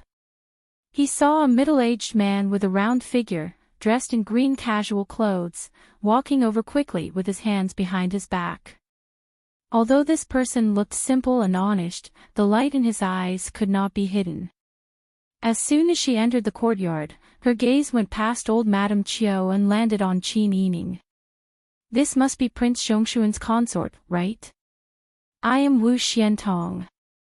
Why didn't the magistrate and princess consort inform us in advance that you are coming to Jianchuan? We would have prepared in advance and welcomed you with clear water and yellow sand. As he spoke, his shrewd little eyes looked at Qin Yining and he cupped his hands in greeting. Qin Yining waved his hand. Magistrate Wu, you don't have to be so formal. I was only invited by a friend to visit her hometown.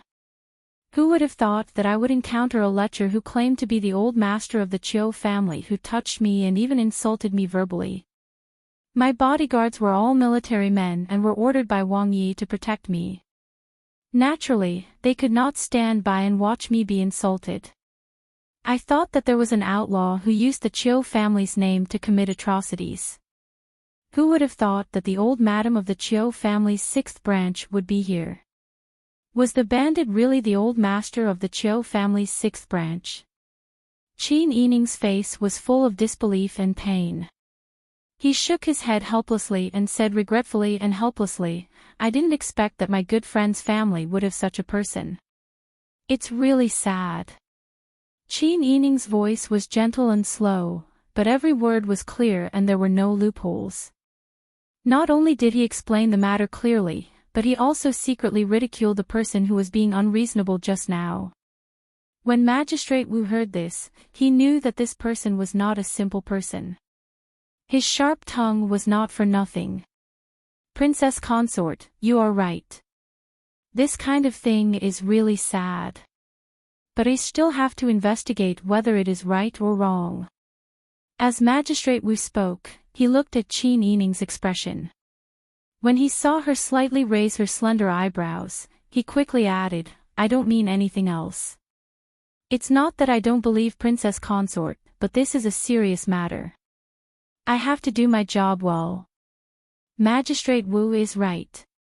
It is good that you can enforce the law impartially.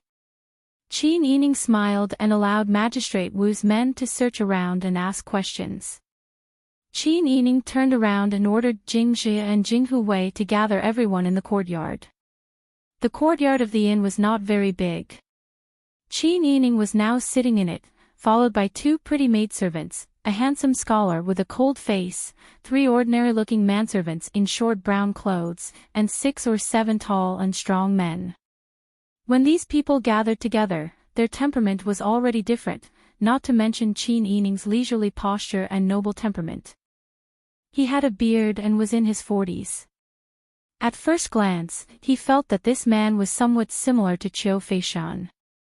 The man strode in, walked to Qin Yining, cupped his hands and saluted, and said respectfully, I didn't know that Prince Zhongshuan's consort was coming. My family offended you, and it is our negligence. I am Qiu Yuanqing, the 2nd master of the Qiu family. I heard that you are holding Feishan's Jinchuan cart. I am Feishan's 2nd uncle. Qiu Yuanqing's words were like pearls, and his speed was very fast. It could be seen that this person must be a quick-witted and confident person. He did not wait for Qin Yining to answer, and explained his identity and purpose in one breath, and by the way, he made a connection. Qin Yining smiled and said, "So it is the second master of the Qiu family. I heard Feishan mention you. This should be the second uncle of Qiu Feishan." He said that he had mentioned her before, but he was also trying to make a connection. Qiu Yuanqing smiled and cupped his hands. "That girl Feishan has caused a lot of trouble for the princess, right? That girl is stubborn and has a lot of ideas. Fortunately, she has a mellow temperament. Why did the princess come to Jianchuan this time, and stay in an inn? If the princess had ordered in advance, this old man would have welcomed you with open arms. It is really a sin to neglect the princess like this." Compared to the old lady of the sixth branch who only knew how to make a scene, this second uncle of the Qiu family was much more powerful.